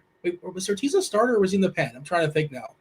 He was a starter, but I'm okay, sure that's right. Probably spent time out. When you're not starting, you're in the bullpen, hamming it up with your buddy, like, oh, let's bet. They're on their phones betting, taking some props. Why not? Did you see? I'm sure you saw the mixtape of the damning evidence for Luis Ortiz. They were betting on the first pitch of like the 4th inning or whatever, and he wasn't even making it close. And then several, and the books know when all of a sudden, well, wait a second, we have like 300 times more bets than we typically get in this one pitch. Let's see what this one pitch is. Well, that's alarming. That ball bounced in the dirt, and he did it again several times, and it's so short-sighted. And I guess I didn't see Clase's mixtape on that. I guess did they get up in the same thing? Do we know what allegedly he did? 100%. It's dirt balls, man. On the first pitch, dirt balls. Now, I heard something interesting the other day, not to sidetrack, but we got time and we're done with the game. I heard something the other day that a lot of it, like, it sounds like it's short-sighted and it sounds like it shouldn't mean that, but you help out your boys. You're helping out your boys for like whatever you can put that max on so that doesn't, like, you have to help them out anyway. So better it come from the sports book's pocket than you forking over, oh, my boy needs some help. And so I get that aspect of it. If you think you can get away with it, but you're not going to get away with it. There's too much technology out there these days. It's too obvious. That's the problem. And they didn't know that. But I understand, like, not wanting to cut a $5,000 check for each one of your boys. Just tell them, hey, guys, put your max down on this first pitch being a ball. I got you. Don't worry. And that's how I take care of them. And it doesn't come and nothing come out of my pocket. But yeah, that's interesting. I have to imagine that, like, they probably go to every clubhouse before the season starts and have like some kind of tutorial or just some kind of like, hey, we're in bed with these books now. And just a heads up, probably shouldn't be gambling. It's against the rules, yada, yada. And just so you know, if you think about it, like, they have the technology. They don't tell them this beforehand. Like, wouldn't you do that? Wouldn't you say, just to be clear, in case you have any goofy ideas, it's going to be super obvious. They track everything. I don't know. It's just odd. And like, do you hear that and just ignore that? Or were they never told that? Because again, it's super, super clear. When the 3 or 4 times you have a massive increase in bets, the ball's bouncing in. And then, to be clear, they were betting on allegedly, like first pitch of like the 3rd or 4th inning, is it a ball or a strike, which is, that's one of the easiest things. If you're going to fix something, and it happens all the time, a ball just kind of bounces in, sure, but every time the bet's raised significantly, the ball's bounced in, okay, and now we might have a problem. Okay, let's go ahead and recap the board. We have the knockers, we have the BEP suggestion, we have crunch time coming in as well. I do need to see the board here, Steve. I know it disappeared on me. We'll also recap today's movie Monday. If you missed it, if you joined us late, Chop power ranked some of his favorite Mexican foods. Tier number 1 is nachos. Nachos, that's 2 teams, Atlanta and the Dodgers. Barbacoa is Kansas City and Cincinnati. Tamales, the 3rd most popular tier, that is Baltimore, Texas, the Angels. And the D-backs, most popular tier, as Chop alluded to, is cheese enchilada. That's the 4th tier. We don't necessarily love these offenses collectively. That's Boston, Chicago, Milwaukee, San Diego, San Fran, and Cleveland. And in the gutter, it's Menudo. It's Chicago. That's the White Sox variety, as well as the Colorado Rockies. Do want to tell the people about today's movie Monday. 5 clues. Throw was clue number 1. And clue number 1 and clue number 4 kind of go together, Chop. Throw and flame.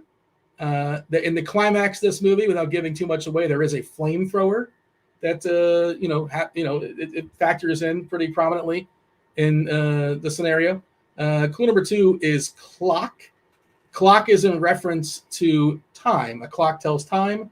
Time is actually in the name of the movie. Ranch.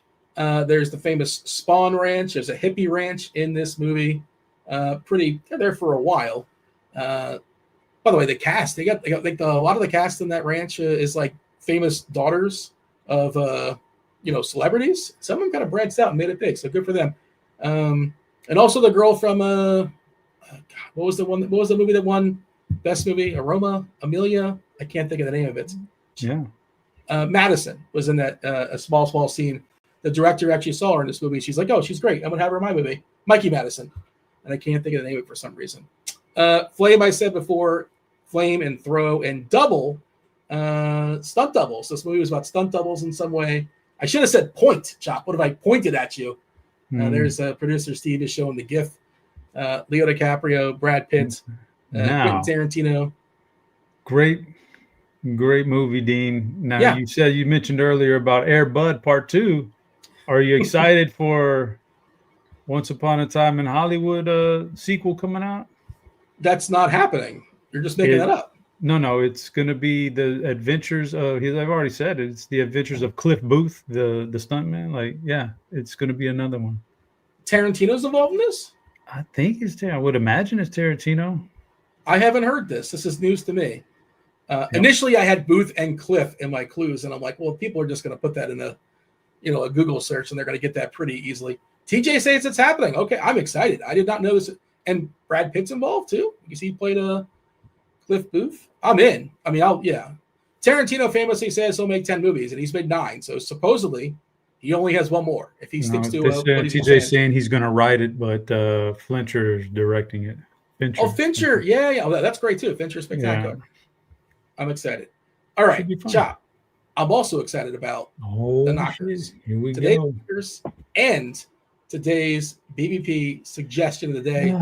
What do you got for me? All right, this BVP suggestion of the day is it's a tough pill to swallow, Dean. It's kind of like that Jackson Merrill the other day, but that worked out. You know, even against a tough pitcher, if you see the ball well against them, you see the ball well, period. So we're going back that route because that's what the numbers are saying. Razor Ramon, new team San Diego, facing off against a nemesis, Robbie Ray. He seems to like the angle that the ball comes out of his hand. So we're going Razor Ramon here as our BVP suggestion of the day. If you just wanted to do something like that as a one-off, that'd be good. All right, Dean. Knockers. Everybody wants the knockers. That's what they're here for. Speak of the nation. Yeah. Yeah. It's tough to find better knockers out there in this country than you'll get at Magic City. I don't know if you're familiar with Magic City, Dean. There's a new documentary that just dropped. Some Magic City knockers, not Magic City knockers and Magic City wings. That's what you want. So we're going to Atlanta, Georgia for our knockers. Jurickson Profar, Michael Harris. Let's get it. Yeah. There's I did put that on my queue. I can't remember which one of the sites. There's a documentary on the famous Magic City. All right. By the way, I did notice Ohtani. I'm surprised Ohtani did not spit it out. 6 at-bats, 4 hits. That's like a 667 batting average versus Kyle Freeland. 2 homers as well. So there you go. It's unfortunate that Sal Perez isn't playing today because he's 2 for 3 with 2 homers against Jack Leiter, but he had the fish. He's not available tonight. All right. You know who did not have the fish? Crunch time. It's Dave Potts. Cheeseisgood. Kevin Roth. Erik Beimfohr. Crunch time. They're fully assembled. They're here right now.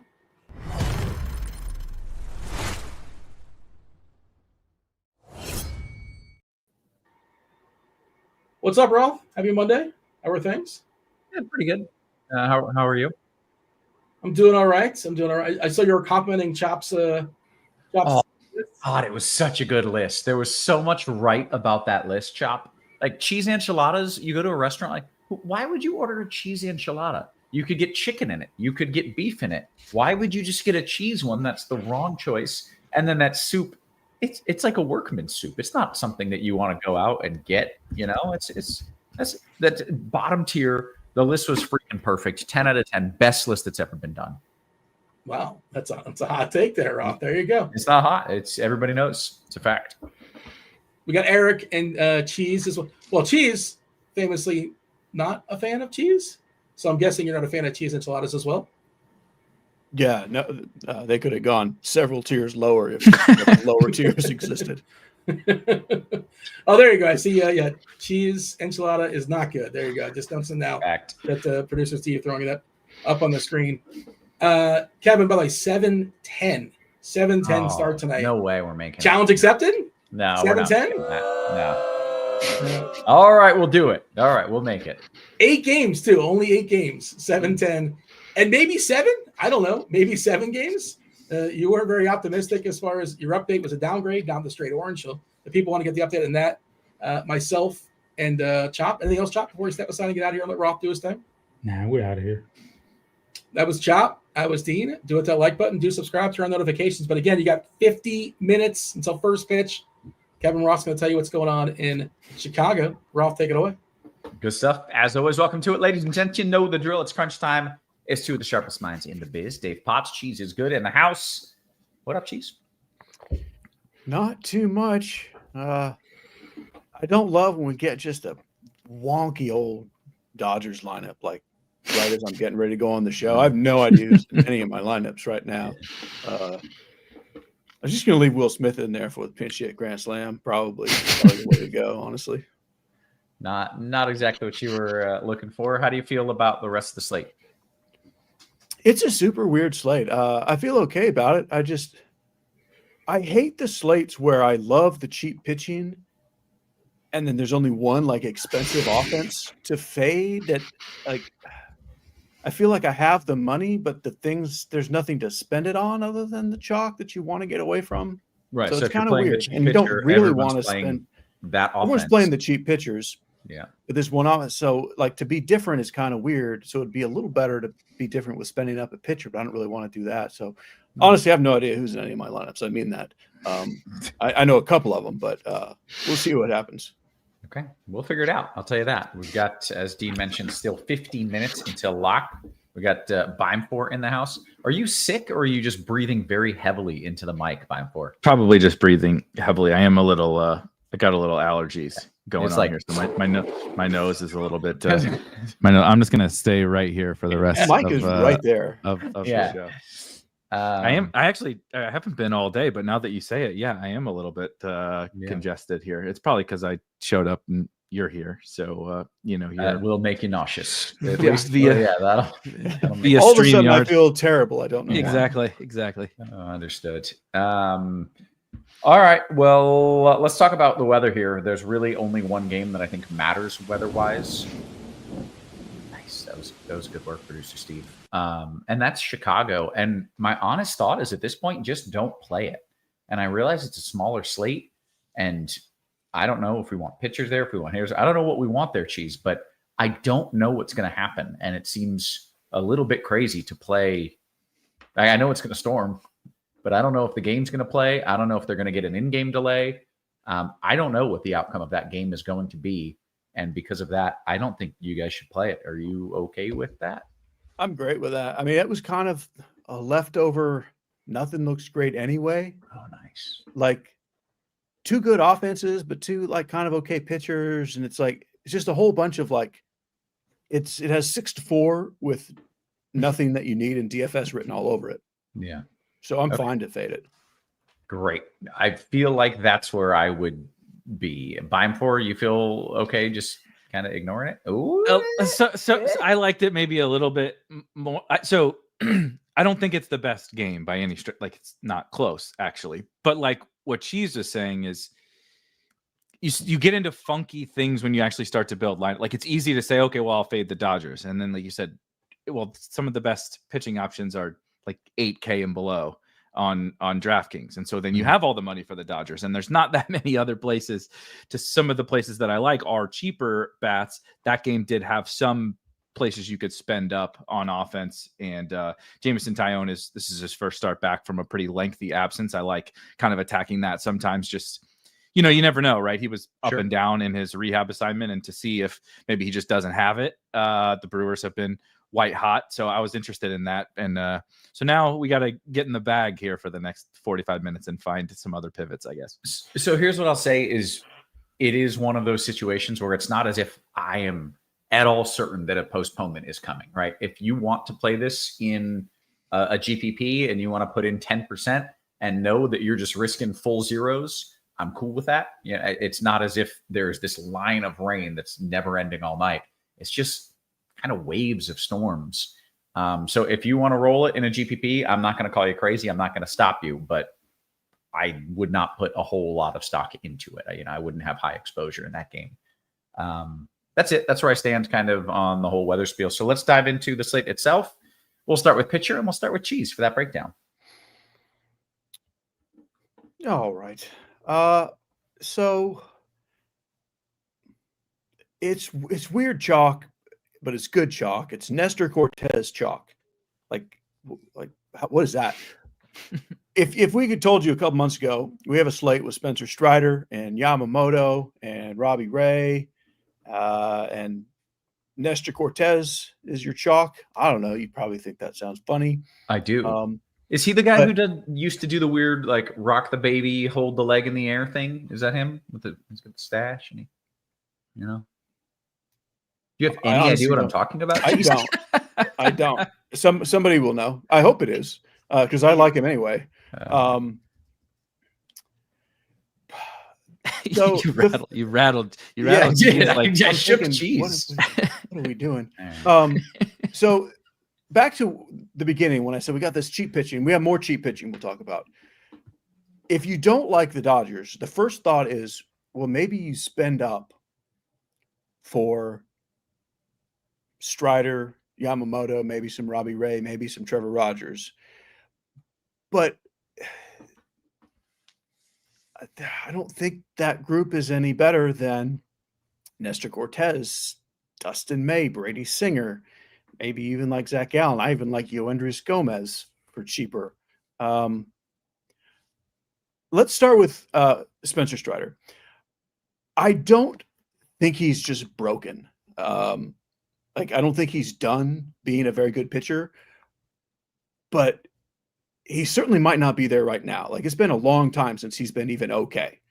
A long time. What did I miss? I thought a week ago people were posting his ERA and it was at like 1.5 all season. No, I thought he was just never. incredible all season long. What did I miss? No, that's not him at all. You're thinking of Nathan Eovaldi.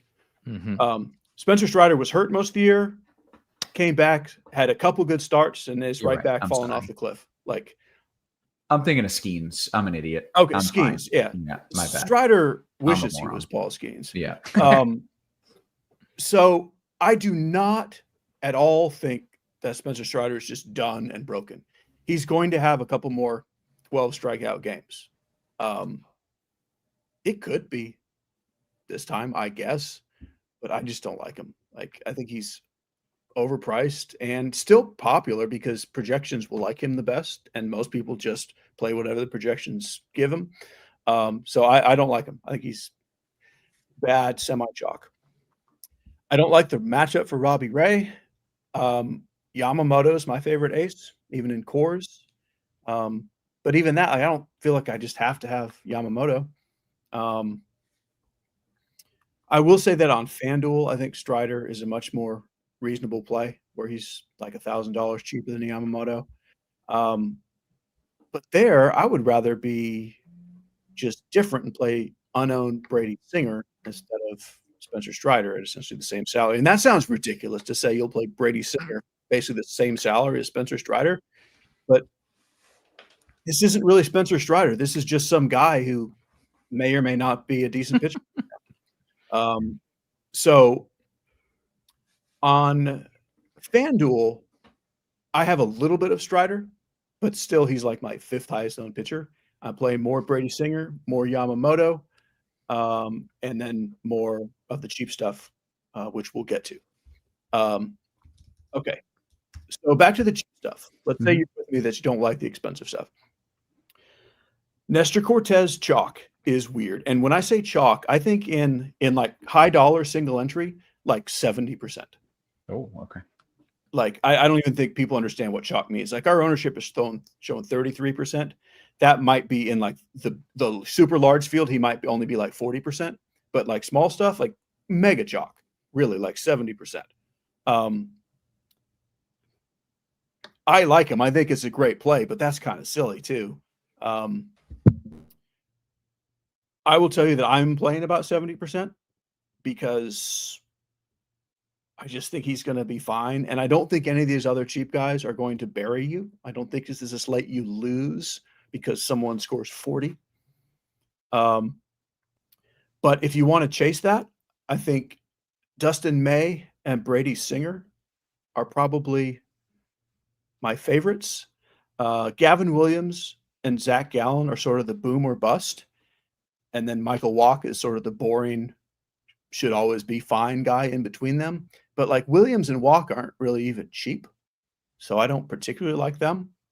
I think because of the matchup, I think Brady Singer has the most realistic upside of that group. So he's my favorite. And then the biggest wild card on the slate is however you want to say his first name, Gomez, for the White Sox. He almost certainly has a bunch of strikeout ability. He also probably has bad control and a bunch of fly balls. Like, I think if you have multiple lineups, you want a lot of Gomez and a lot of Brave stacks against him. Where I came down to is I don't have nearly as much as I thought because you just don't need the salary. If you're not stacking the Dodgers, and even if you are, you don't really need a $5,500 pitcher today. So it's easier to get Cortez and May or go up to like Gallen or Singer.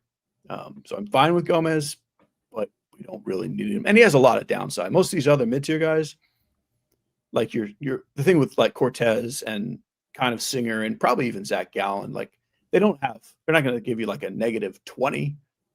Gomez could do that. He could come out, walk 4 batters, give up 3 grand slams. I mean, that's in the range of outcomes, and I just don't think we need the salary. Yeah. Back to FanDuel for a second. Now I'm talking a lot. With the But we got cheapies, all it's kinds okay. of time. Yeah. Nestor Cortez is 7,600. He won't be nearly as chalky, but I do think it's a little more interesting to go like a Zach Gallen or something instead of him. Like, the reason he's so chalky on DraftKings is the salary is a big, huge drop below the mid-tier. Whereas on FanDuel, he's kind of just stuck in with all those other mid-tier guys. He's still my favorite, and he won't be as popular there because of that. But I'm certainly less over the moon with Cortez on FanDuel. Okay. For what it's worth, the chat saying Cortez Cheese is the guy who does rocking the baby and holding the leg. Does all kinds Johnny of Cueto. Yeah. Also, kind of a la Cueto. Also, Cheese, real quick. Juice says I'm locking in Williams and Singer in my one lineup on DK for pure GPP upside. Is that crazy? No, so those are probably the two highest best case scenario upside pitchers in the mid tier. Yeah. Okay. Very good. Beimfohr, I want your thoughts on pitchers. Seems like at the very least we have a lot of options. I don't know how much we like them, but we've got them.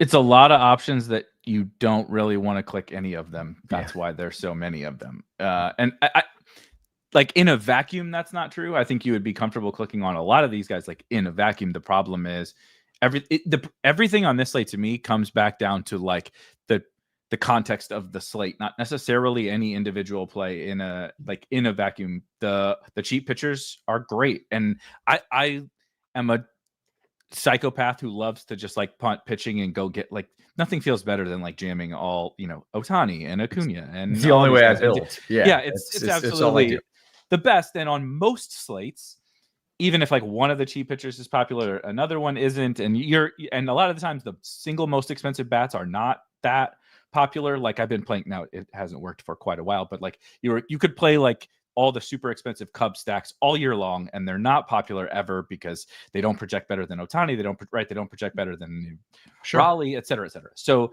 the problem on this slate is, I agree, Nestor Cortez is the best pitching option, particularly on DraftKings. But then what do I do if I play Nestor Cortez? He's very cheap. And then like for me, my actual favorite pitcher on the entire slate on both sites is Brady Singer. I agree. I would rather play him than Spencer Strider, even at the same price on FanDuel, which feels very weird, but such is life. I like to think of Strider as like Cheese was saying, like that's not Spencer Strider, right? It's like he's got his jersey on, but that's not really him. It's an alien it's like Space Jam. Yeah, exactly. The Monstars came down and took Charles Barkley's powers, right? And now he can't walk and chew gum at the same time. Right. That's kind of what Spencer Strider is doing right now. You'll get the occasional strikeout, and then he'll turn into Miles Michaelis for an inning or something. It's like it's just very strange. And so I think Singer is like the perfect combination of there is ceiling, there is a floor. I think he's like a floor pitcher. That's like what he does. But I think there is a little bit more upside in this particular matchup at this price, of course. And he's been pretty awesome, actually. A hint more strikeout upside than maybe historically. Not anything crazy, but the price is great. I like Gavin Williams as well as Juice in the chat as probably my second favorite pitcher for tournaments. I'm probably going to A, lose all my money that I put into play tonight, but B, fade Nestor and fade the Dodgers. Like maybe like a one-off or, if I can absolutely afford Ohtani or something like that, great. But my plan is to kind of embrace everything that we're talking about here, how weird this slate is. I could just play the cheap pitchers and play the chalk hitters. Or like I said, my alternative was like maybe some Cubs Brewers stuff. But now I was kind of leaning this way anyway, is to kind of just lean into one of these pitchers that's not quite as popular, Gavin Williams, Trevor Rogers, someone like that. It just because like I do have the money.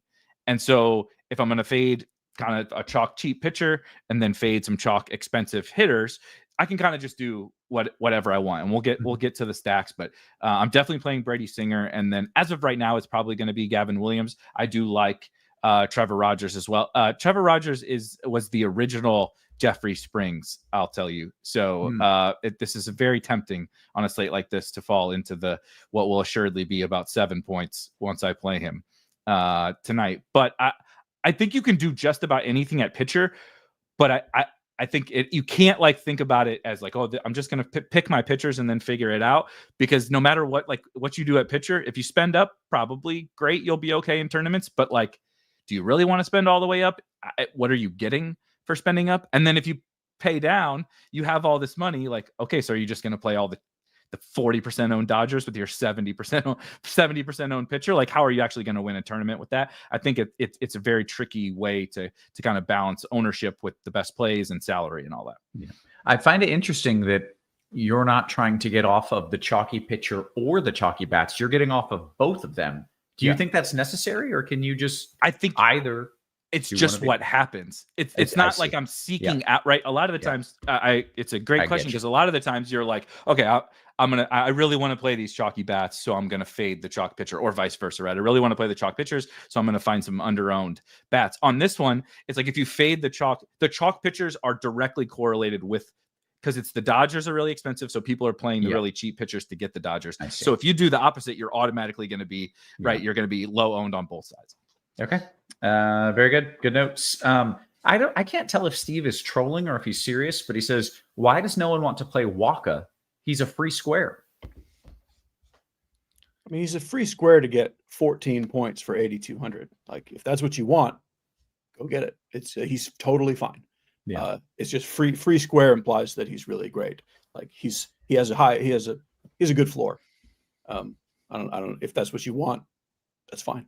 Yeah. Okay. Very good. Let's talk about the stacks, the bats. Beimfohr, was it LA that's kind of the chalk, the Dodgers? And then big time. What are you doing to get different? So Cheese kind of alluded to it. My favorite spot in tournaments is the Braves. They're still hitting. They still have a pretty solid lineup, generally speaking. It's most of their guys. I can't believe Marcell Ozuna is still on this team, and some of these guys, or any team, right? Any team, but like they're just still rolling it out, right? They're just still playing ball. That's a interesting old man term. Yes. Also, spelling it like that is hilarious and elite use of tunnel caked, but. Ronald Acuna still very, very good at baseball. Matt Olson still very, very good at baseball. And they're in, like, Cheese just hit on it perfectly. It's like, this is the most like high variance spot ever. The Braves can be had on offense. They have some not so great hitters, and they're playing for nothing because this is a total lost season for them. I'm actually surprised at some point Strider has to get shut down, right? They can't. I mean, they're wasting these innings on this arm as he just keeps getting blown up. But anyway. There's a lot of upside in the bats, and I think I have no idea what to expect from Gomez. Like he could give up 8 runs in the first inning and get 1 out. He could go 6 shutout with 8 Ks. I have no idea, but it doesn't seem that anybody's all that interested in the Braves. I mean, Acuna is 5,500. This is a way you can spend some of that money and do it in a different way. We don't have anybody on the Braves projected for over 13% on DraftKings, and that's Michael Harris. So you want to pay up a little bit. Now, Michael Harris isn't a pay up. He's 3,500. But Ronald Acuna, Matt Olson, there's a couple ways to spend some money here with the Braves. And I think they are like, of course, the Dodgers are the Dodgers. It's Coors Field. It's Kyle Freeland. Like, I get it. But I'm looking to hunt in some of those kind of stacks. That's why I did quite like the Brewers, actually. And I like the Orioles a good clip tonight. The matchup is whatever. It's not anything super special. But what I love about the Orioles, speaking of lost seasons, I think that they thought this was going to be quite a good year in Baltimore, and it has not been. So they've done the same thing. Let's roll out a bunch of the young kids. Samuel Basallo is up. We'll get to it at catcher. I always get very excited for the hot young prospect that gets called up. They got a kid with the last name Roth. You'll enjoy it. Beavers is his last name. Yeah. Jeremiah Beavers Jackson. Devers stack. Beavers They got Devers, but double min-priced outfielders on the Orioles. Jeremiah Jackson and what's Beavers for? Dylan Beavers. I mean, come on, that just reeks of winning all the money in DFS. But I think they're still a really talented offense. Jackson Holiday, right? Jordan Westberg, Colton Cowser, et cetera. There's still a bunch of good hitters on that, as bad as it's been for Baltimore this year. So I'm kind of like seeking some of that stuff out. The Reds look fine. Like some of these other off, Kansas City, et cetera, just seeking out, even if there's some one-offs, right? Played Bobby Witt instead of Mookie Betts, et cetera. I'm seeking out some of that stuff that's just a little lesser owned than the Dodgers. Okay, very good. Cheese, I want to get your thoughts here on stacks really quick. I want to note, I think we're probably going to get a late start announcement in Atlanta. Don't worry about it. Play it anyways. Hitters, pitchers, whatever. A storm just went up. That was in the forecast that could happen, especially early. But I do fully expect the game will play. And I've increased the risk level a little bit in Chicago to now orange red. Again, I'm not saying it can't play, but generally when I put red in, I'm not. I don't recommend that you play guys there. So if you Roth, I could have told you it was just a little rain in Atlanta because it was here 2 hours ago, and I've told you this before. Damn it. 2 hours here is there. I can tell you the weather. I don't need you for this situation. For Atlanta, you know exactly and now what's it's happening. Beautiful. Okay. Yeah. But thank you anyway. Yep. What are we doing stack wise, Cheese? I'm curious. Are you trying to get different with LA, or are you just trying to get different without LA? No, I'm trying to get different without LA. Yeah. I did have a bunch of Will Smith one-offs. Now I have less. Hopefully I have 0. We'll find out later. I have a few Teoscar Hernandez or Ohtani one-offs as a stack. It's a very weird lineup tonight. Like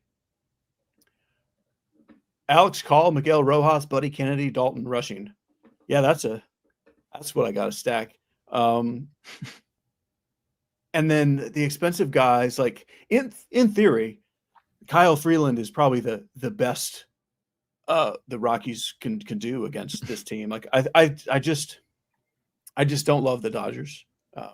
Like I think they score 9 runs, but I think it's one of those, the way they're priced and the way the lineup is, there's a lot of ways this doesn't matter for DFS tonight. So I'm way under on the Dodgers.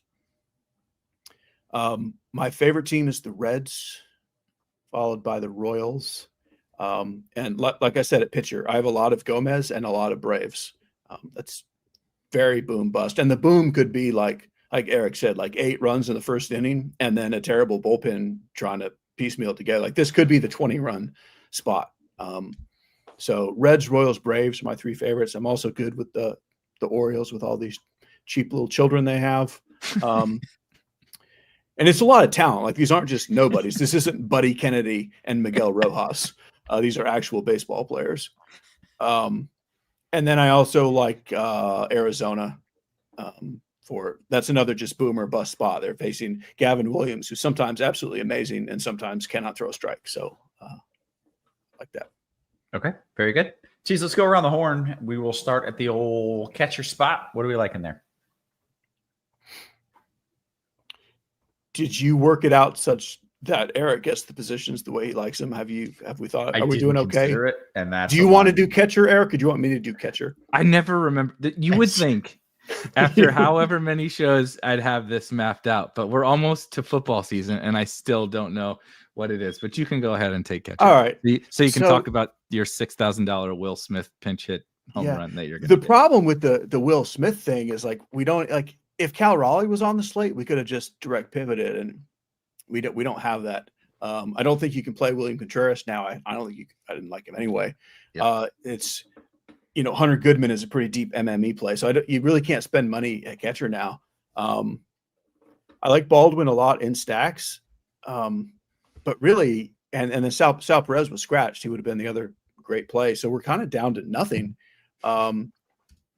So I think you save money at catcher. I will let Erik talk about the Orioles rookie, Bo Naylor, 2,600. I like a good bit.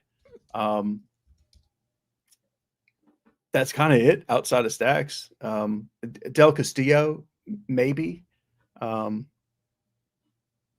Trevino, I like because I like the Reds, but that's really in stacks. I'm basically playing Bo Naylor or a guy in my stack. Yeah. Okay. Beimfohr, who's this cheap little kid that you like? This cheap child, Samuel Basalo is the number 3. Prospect lists. I like to look at fan graphs, but it's the number 3 overall prospect in all of baseball. He's 21 and he just posted a 150 WRC plus in AAA this year with a 319 ISO. He hit 23 home runs. He walks a lot. He is good at the game of baseball. You don't really get to be the third overall prospect in all of baseball without it. But he isn't just like, he can hit, right? Sometimes the catcher stuff can be a little wonky. You know, it's like shortstops. It's like how much of it is the bat, how much of it is he can really hit. And Dustin May is just he's fine. Why are we pricing children? He is fine. Like he's certainly not the worst pitcher on the slate, and he's you know, what is he, the league average or something as a pitcher somewhere in there. I think the hype from many years of what we thought Dustin May might become still lingers to his name, and he's not anything special. I like this spot a lot for the Orioles, and I'm just playing Samuel Basallo, and you know, this happens every time one of these guys gets called up. I play him for the first week, they struggle for the first week, and then I stop playing them, and then the hot stretch comes. But just stick with the kid because he can really hit. Yeah. Okay. Very good. How about first base? Oh, let's see. That Ohtani guy is pretty good. You can play him as I might play him as a one-off. I always find it notable. It's like I did the expert survey today, and I think this is a reasonable thing. But we all put favorite spend up for cash games. And obviously the Dodgers are the stone chalk, and no one put Ohtani. And so I know Ohtani is going to be very popular, but just like lefty, people are going to gravitate to Teoscar. And it's just like, they're like a sliver of ownership discount on Ohtani to play him as a one-off. You know, I'm probably reaching, but I just always find it notable when something like that happens. Yeah. You know, the Spidey sense starts to go off. Ryan Mountcastle is in said Orioles stacks that I like.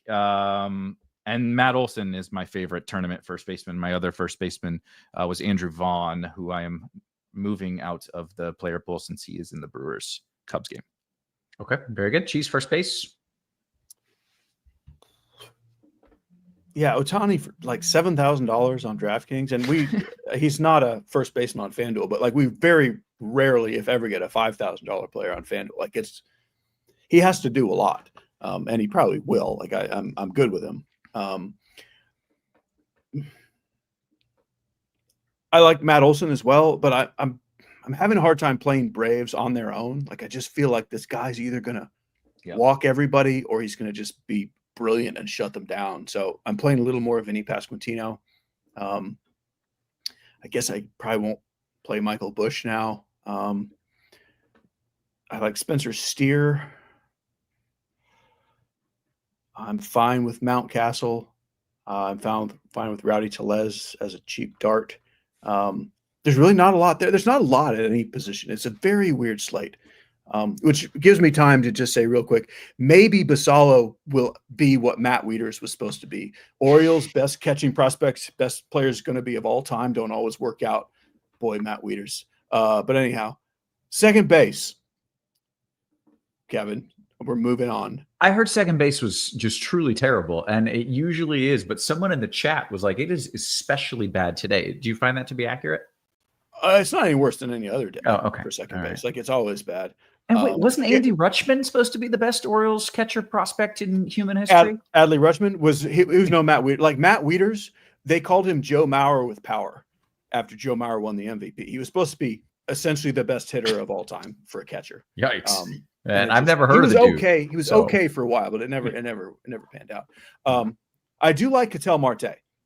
This is I have all the money in the world with all these cheap pitchers, and he's one of the guys that I don't mind playing and shouldn't be that popular. Jackson Holiday, I think, is my favorite for the salary. Otherwise, we're just picking names out of a hat. Gavin Lux, Ozzy Albies. If you need to go super cheap as well, I think Cody Freeman is a decent baseball player. So there you go. Yeah. Okay. Beimfohr, second. Yeah. It is bad. When something called Buddy Kennedy is near the top of the ownership list, I think that tells you what you need. The corpse of Marcus Semien, Gavin Lux, and Buddy Kennedy and Miguel Rojas are the highest owned guys. It's pretty rough. So with that being said, I don't want to play the super popular guys. I totally agree on old Kettle Mart, Jackson Holiday apparently I really do love the Orioles because they're going to come up with almost every single one of these positions, but also Cody Freeman.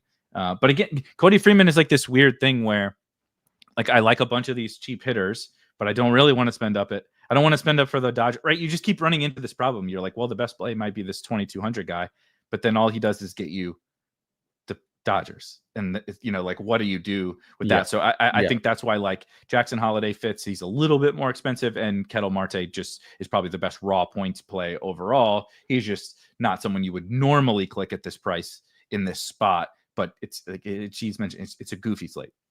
Yeah. Okay. How about third? You can play Cody Freeman here or the aforementioned Buddy Kennedy as well. Another Oriole, Jordan Westberg. That's kind of another like spend up-ish to be contrarian here. Somebody said it in the chat, and that they're definitely true. It's definitely true. Old Jose Ramirez has been it's been a little bit of a tough scene for Jose, but again, I believe he projects for the most raw points at third base, and it's another one of those. He's clearly the best player at third base. If you have the funds, I do like Jose Ramirez as another pay up to be contrarian at 6,200. Doesn't make me feel very good, and I would not be playing him on a normal slate. But again, when I can get the best raw points plays at like kind of bad positions, and I have all the money to do it, and you do. Jose's 4%, right, and Teoscar's 40. I'm down to play that game. So this is a perfect example of like where you have the money and that's what you would do. Mm-hmm. Yeah. Okay. Very good. Cheese, third base. Yeah, just like with Marte at second, I think playing Jose Ramirez instead of these Dodgers guys is great. I also like doing that with Manny Machado. Those two guys to me are way ahead of the field here as far as one-offs, like spend up to be different one-offs. Westberg is fine, but mostly I'm playing Ramirez or Machado, or I'm going cheap, which again, Erik mentioned the guys who were also at second. You could do Nacho Alvarez. I like Cabrian Hayes for 2,600 on DraftKings, and that's it. Okay. How about short? Shortstop makes up for all the other positions. It's fantastic. It's better than the outfield.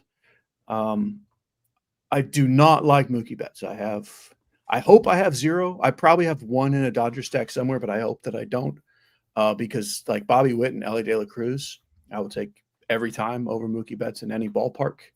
I'm not saying Mookie Betts won't score some points tonight. Like he's better than Kyle Freeland, but I don't like him as much as Witt and Ellie. And I also like Gunnar Henderson and Corey Seager cheaper than Bobby Witt.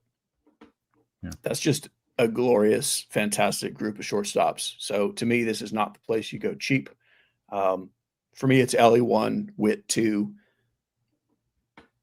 Henderson 3, Seager 4, Mookie Betts 5. Yeah. Okay. Beimfohr, shortstop. Yeah, I understand the name Mookie Betts. I understand Coors Field. I understand the platoon advantage. I'm not sure people understand how bad Mookie has been this year. He has a 91 WRC plus. He has a 130 ISO. Sure, he doesn't strike out, and yes, he wears a Dodgers uniform. So, the counting stuff, like he's got 57 RBIs. Like yeah, cool. But like, at what point do you like have to earn like 50? I know it's Coors Field, but like 5,700, man, at shortstop, right? This isn't outfield Mookie. This isn't. Remember when Mookie had second? He's moved around a lot. When he had second base, you're like, okay, yeah. I know he's maybe not Mookie Betts anymore, but I'll deal with it at second base. I might deal with it, with how bad that position is. Shortstop is the strongest position in all of baseball in terms like night in, night out. You have superstar hitters here, and tonight is like the best example of it. Like I would rather play all those guys. I'd rather play Zach Neto. Like I don't really like Zach Neto against Brady Singer, but you want to talk about fantasy upside? Like Zach Neto hits home runs and he steals bases, and Brady Singer is going to be popular. So like I don't know how long it would take for me to get to Mookie Betts amongst this group, and yet Mookie Betts projects for double the ownership of even the second highest owned shortstop. So I can't get there. For me, it's Ellie, Seager, Witt, Gunnar, but like it's those four to me, and I'm gonna play one of them just kind of however it fits into my stacks. Until they price up Corey Seager, I can't help myself. But the other guys, have a little bit more, stolen base upside and stuff. So if I have the funds, I don't think it's prohibitive to get to the other guys. Okay, very good. Let's go to the outfield. P.S. There is a toddler meltdown happening outside of this office, so I'm going to be riding the mute button real hard. All right, outfield. It is kind of funny. It worked out for you, Erik. Do the outfield. I know, we nailed it. So hold on. Did you do? Yeah, you did catcher. Okay, I'm gonna remember it this time. I want pitcher, not catcher, or vice versa, whatever.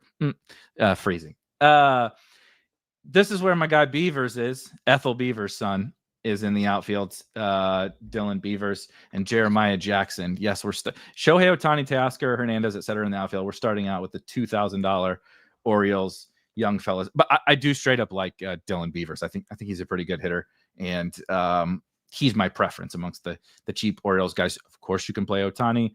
Haven't decided what I'm doing with Ohtani yet, but right now I do still have the funds to be able to go get the $7,000 Ohtani. First base is kind of not great, so I might play him there, but of course you can play him here. I mentioned Ronald Acuna. I really like the Braves.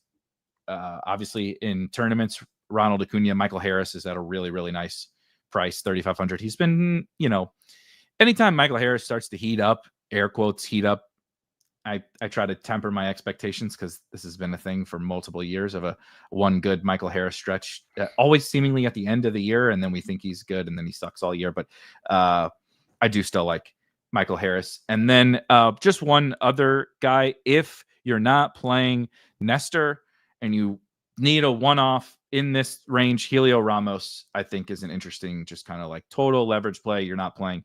I don't want to stack against Nestor tonight, but I think Helio Ramos, he can hit 2 home runs tonight for sure, and blow up those chalky Nestor teams. And it's a pretty clean path to a tournament win, I think.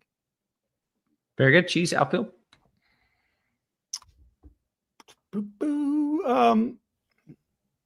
Yeah, sure. Ohtani and Teoscar and Pajes, that's fine. But I'm playing more Acuna and Corbin Carroll if I'm spending up, but even more so, not really spending all the way up. I would rather spend on Marte Ramirez and a shortstop if those are my choices, and they are my choices. Kevin, choices are up to me. It's my lineup. I'm like, if you have the choice, you do have the choice. So the mid-tier of outfielders is okay. It's not like glorious. And sadly, this was my one favorite play from that game is Seiya Suzuki. And now I don't really want to play any Suzuki one-offs. So I'm going to have to change that. I don't know yet if I'm going to play any Angels. Like Mike Trout is just sitting there staring at you as the pivot off of Suzuki. I can't tell you if I'm going to do that because I'm going to have to rework a bunch of lineups, but maybe. A little cheaper, I like Wyatt Langford. I also like Michael Harris. Strangely expensive on DK, I like MLB Marte. Why is he so what has he ever done? Like, it's weird how DraftKings will watch a guy go 5 for 5 for 2 months in a row and leave him at $2,200. But this guy hits 2 home runs in like 3 weeks and they go, let's go 47. Andrew Vaughn has been like a top 5 hitter in baseball for like 2 months, and he just got to $4,000. LB Marte has never gone below $4,000. It's some weird stuff. I'm also very on board with playing Dylan Beavers for minimum salary. Like he's very legit. The Orioles, just entire organization is just filled with great prospects. They've done an amazing job with the organization. Like every guy that comes up is great. Like none of these guys are just cheap nobodies. They're all good. Expensive children. Yeah. I don't think there's anything else particularly that's on my board. Ramon Laureano. I knew there was one other guy. There you go. Okay, very good. Let's do some home run calls. So while y'all do that, I will make sure I've got the read pulled up, ready to rock. Back to the mute. It's crazy in here. Home runs, our favorite part. Let's do expensive. Let's do Manny Machado. I want to say mid-tier, semi-expensive, Noel V. Marte. And then cheap. Well, we want to do the children. Let's show some respect to the super old people and do Jock Peterson instead. There you go. All right. I'm going the opposite direction. I'm going to the children. Samuel Basallo. Take it to the bank. The kiddo hits it freshly 21, by the way, so he can celebrate like a big boy when he hits a major league home run. We're gonna go Matt Olson from my Braves stack, and then Helio is gonna hit one off of old Nestor. Nestor's gonna get taken deep by Helio Ramos. Okay, very good. Let's let you know. NFL, it's right around the corner. I need to do some best ball Beimfohr. Which Cheese and I were just talking about it today. I can tell you how to do those lineups now, just off the top of my own head. Have you done any, Cheese? No, I have a couple tickets, 2 or 3, and I have not a clue. So I asked Erik what I need to do, and now I know. Oh, nice. You had a little discussion, so you learned from a pro what you're supposed to do in best ball. I mean, I just needed a little advice. I know who to pick. I know who plays for the Browns. All the Cleveland guys, right? Questions, yeah. A little rough outline of how many quarterbacks. Yeah, too many. You need to know I think if you don't know what you're doing, the trickiest part is how many running backs do I want? How many tight ends do I want? Yeah. And especially if you're gonna at any point leave it on auto draft, you don't want it. I did that a couple of years ago. I had all these tickets, and it was look at these 9 tight ends or 20 quarterbacks or whatever. We got 8 quarterbacks. It's gonna go great. Yeah.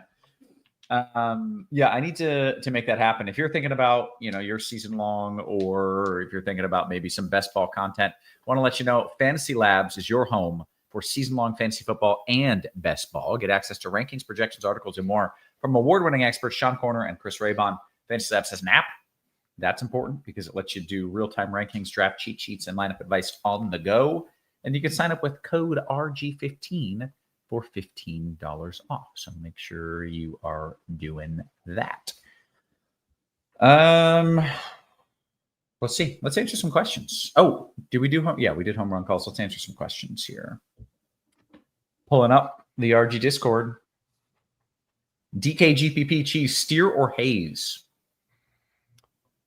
I mean, that's very toss-up-y. I'm going to go with Steer, but that's a 50-50. Okay. And then Cheese, who is the non-negotiable bats, or who are the non-negotiable bats? DK Cash. So full disclosure, I don't have a clue in the world. I can't fathom playing Cash on this slate. I think it's wild. I would say play Ohtani and Teoscar. I would say you start with Cortez, Ohtani, and Teoscar. Yeah. And then I don't know. Yeah. Okay. Beimfohr got a couple for you. D-Rock says DKGPP, Ray and Cortez, or Williams and Waka? Williams and Waka. Allen's Club. By the way, hey, if you're watching this and you're thinking, hey, how much did I pay for this? I forget. It's free. And all that we ask that you hit the thumbs up for us. It's that easy. It's right there. If there's a chat, if you're on your phone and there's a little chat, you got to X out the chat and then click the thumbs up. But that's what keeps the show free, is getting the eyeballs, getting the likes. So please do hit that thumbs up. Allen's Club says, Erik, better mini stack, Gunnar and Holiday or Simeon Seager, DKGPP? Ooh, give me Gunnar and Holiday. Okay. Your first 3 bats, I'm coming right back to you, Beimfohr. Your first 3 bats, DK Cash. Ohtani, Teoscar. Let's. It's Basallo night. Play him at catcher. Okay. Yeah, I was about to say, I think you just go cheap catcher, Basallo, or you could do Bo Naylor if you need $400 more. I think with Smith out, I think saving a catcher. They all suck. You might as well. And so then you're probably supposed to play Dalton Rushing, actually. Probably. For 34. That's probably the correct answer. We would both play Basallo over him. Yeah. Okay, then do that. Yeah, you don't have to be a chalk donkey. Play the better guys. But that's why you don't play cash. Talk about, you're just going to be coin flipping a couple spots in cash games, I think, with most people. Alex says, I wouldn't hate to hear who you have in the outfield. Another cash question. Outfield at 5,400 or under, DK cash, Cheese. 5,400 and under. The chalkiest. I mean, you play Pajes. Like, Yeah. when in doubt, and cash, just play the guy in cores. Like, I really don't like him that much. And I think there's a lot of ways you could just go cheaper and spend money elsewhere. But if that's what you have, just play Pajes. Yeah. Okay. Jumping into that YouTube, I'm going to answer some questions coming in. Let me scroll up just a wee bit here. Is Gallon an option, Cheese? FanDuel single entry. He is. Yeah. He's on FanDuel. He's a very good pivot off of Cortez in that price range. Hearing that the White Sox Atlanta game is starting in a delay. It's fine. I know. It's going to work out. Yeah. We had a delay for going on our walk 2 hours ago. We don't need Cheese called it. This. Let's see, Eric, Jackson Holiday or Yastrzemski, FanDuel straight up. Also, do you like Miguel Garcia, and would you play him at second, third, or the outfield on FanDuel? So Holiday or Yaz straight up. Holiday, and I would play Garcia at second on FanDuel. Okay. Eric, back to you. Oh, by the way, Mr. Richard says, thank you, Kevin, Dave, and Eric, and Steve, for the amazing free content. You're very welcome. Thank you for that shout out. Jorge says, Teoscar or Acuna, DK cash, Beimfohr. Good Lord. Is everyone playing cash besides I Cheese never get cash questions. I don't know what's happening. This is today. the most cash question I think we've ever had on the show, but Teoscar. Geez, anybody here like Cleveland lefties? You like Cleveland? I sure do. Like, it's a little tough because they're going to get, if they get to Gallon, which I think it's more likely they do, they're going to see lefties out of the pen. So that there will be, I'm a little worried about Kefas and Nolan Jones getting pinch hit for, but I still like them, and they're pretty cheap. Yeah.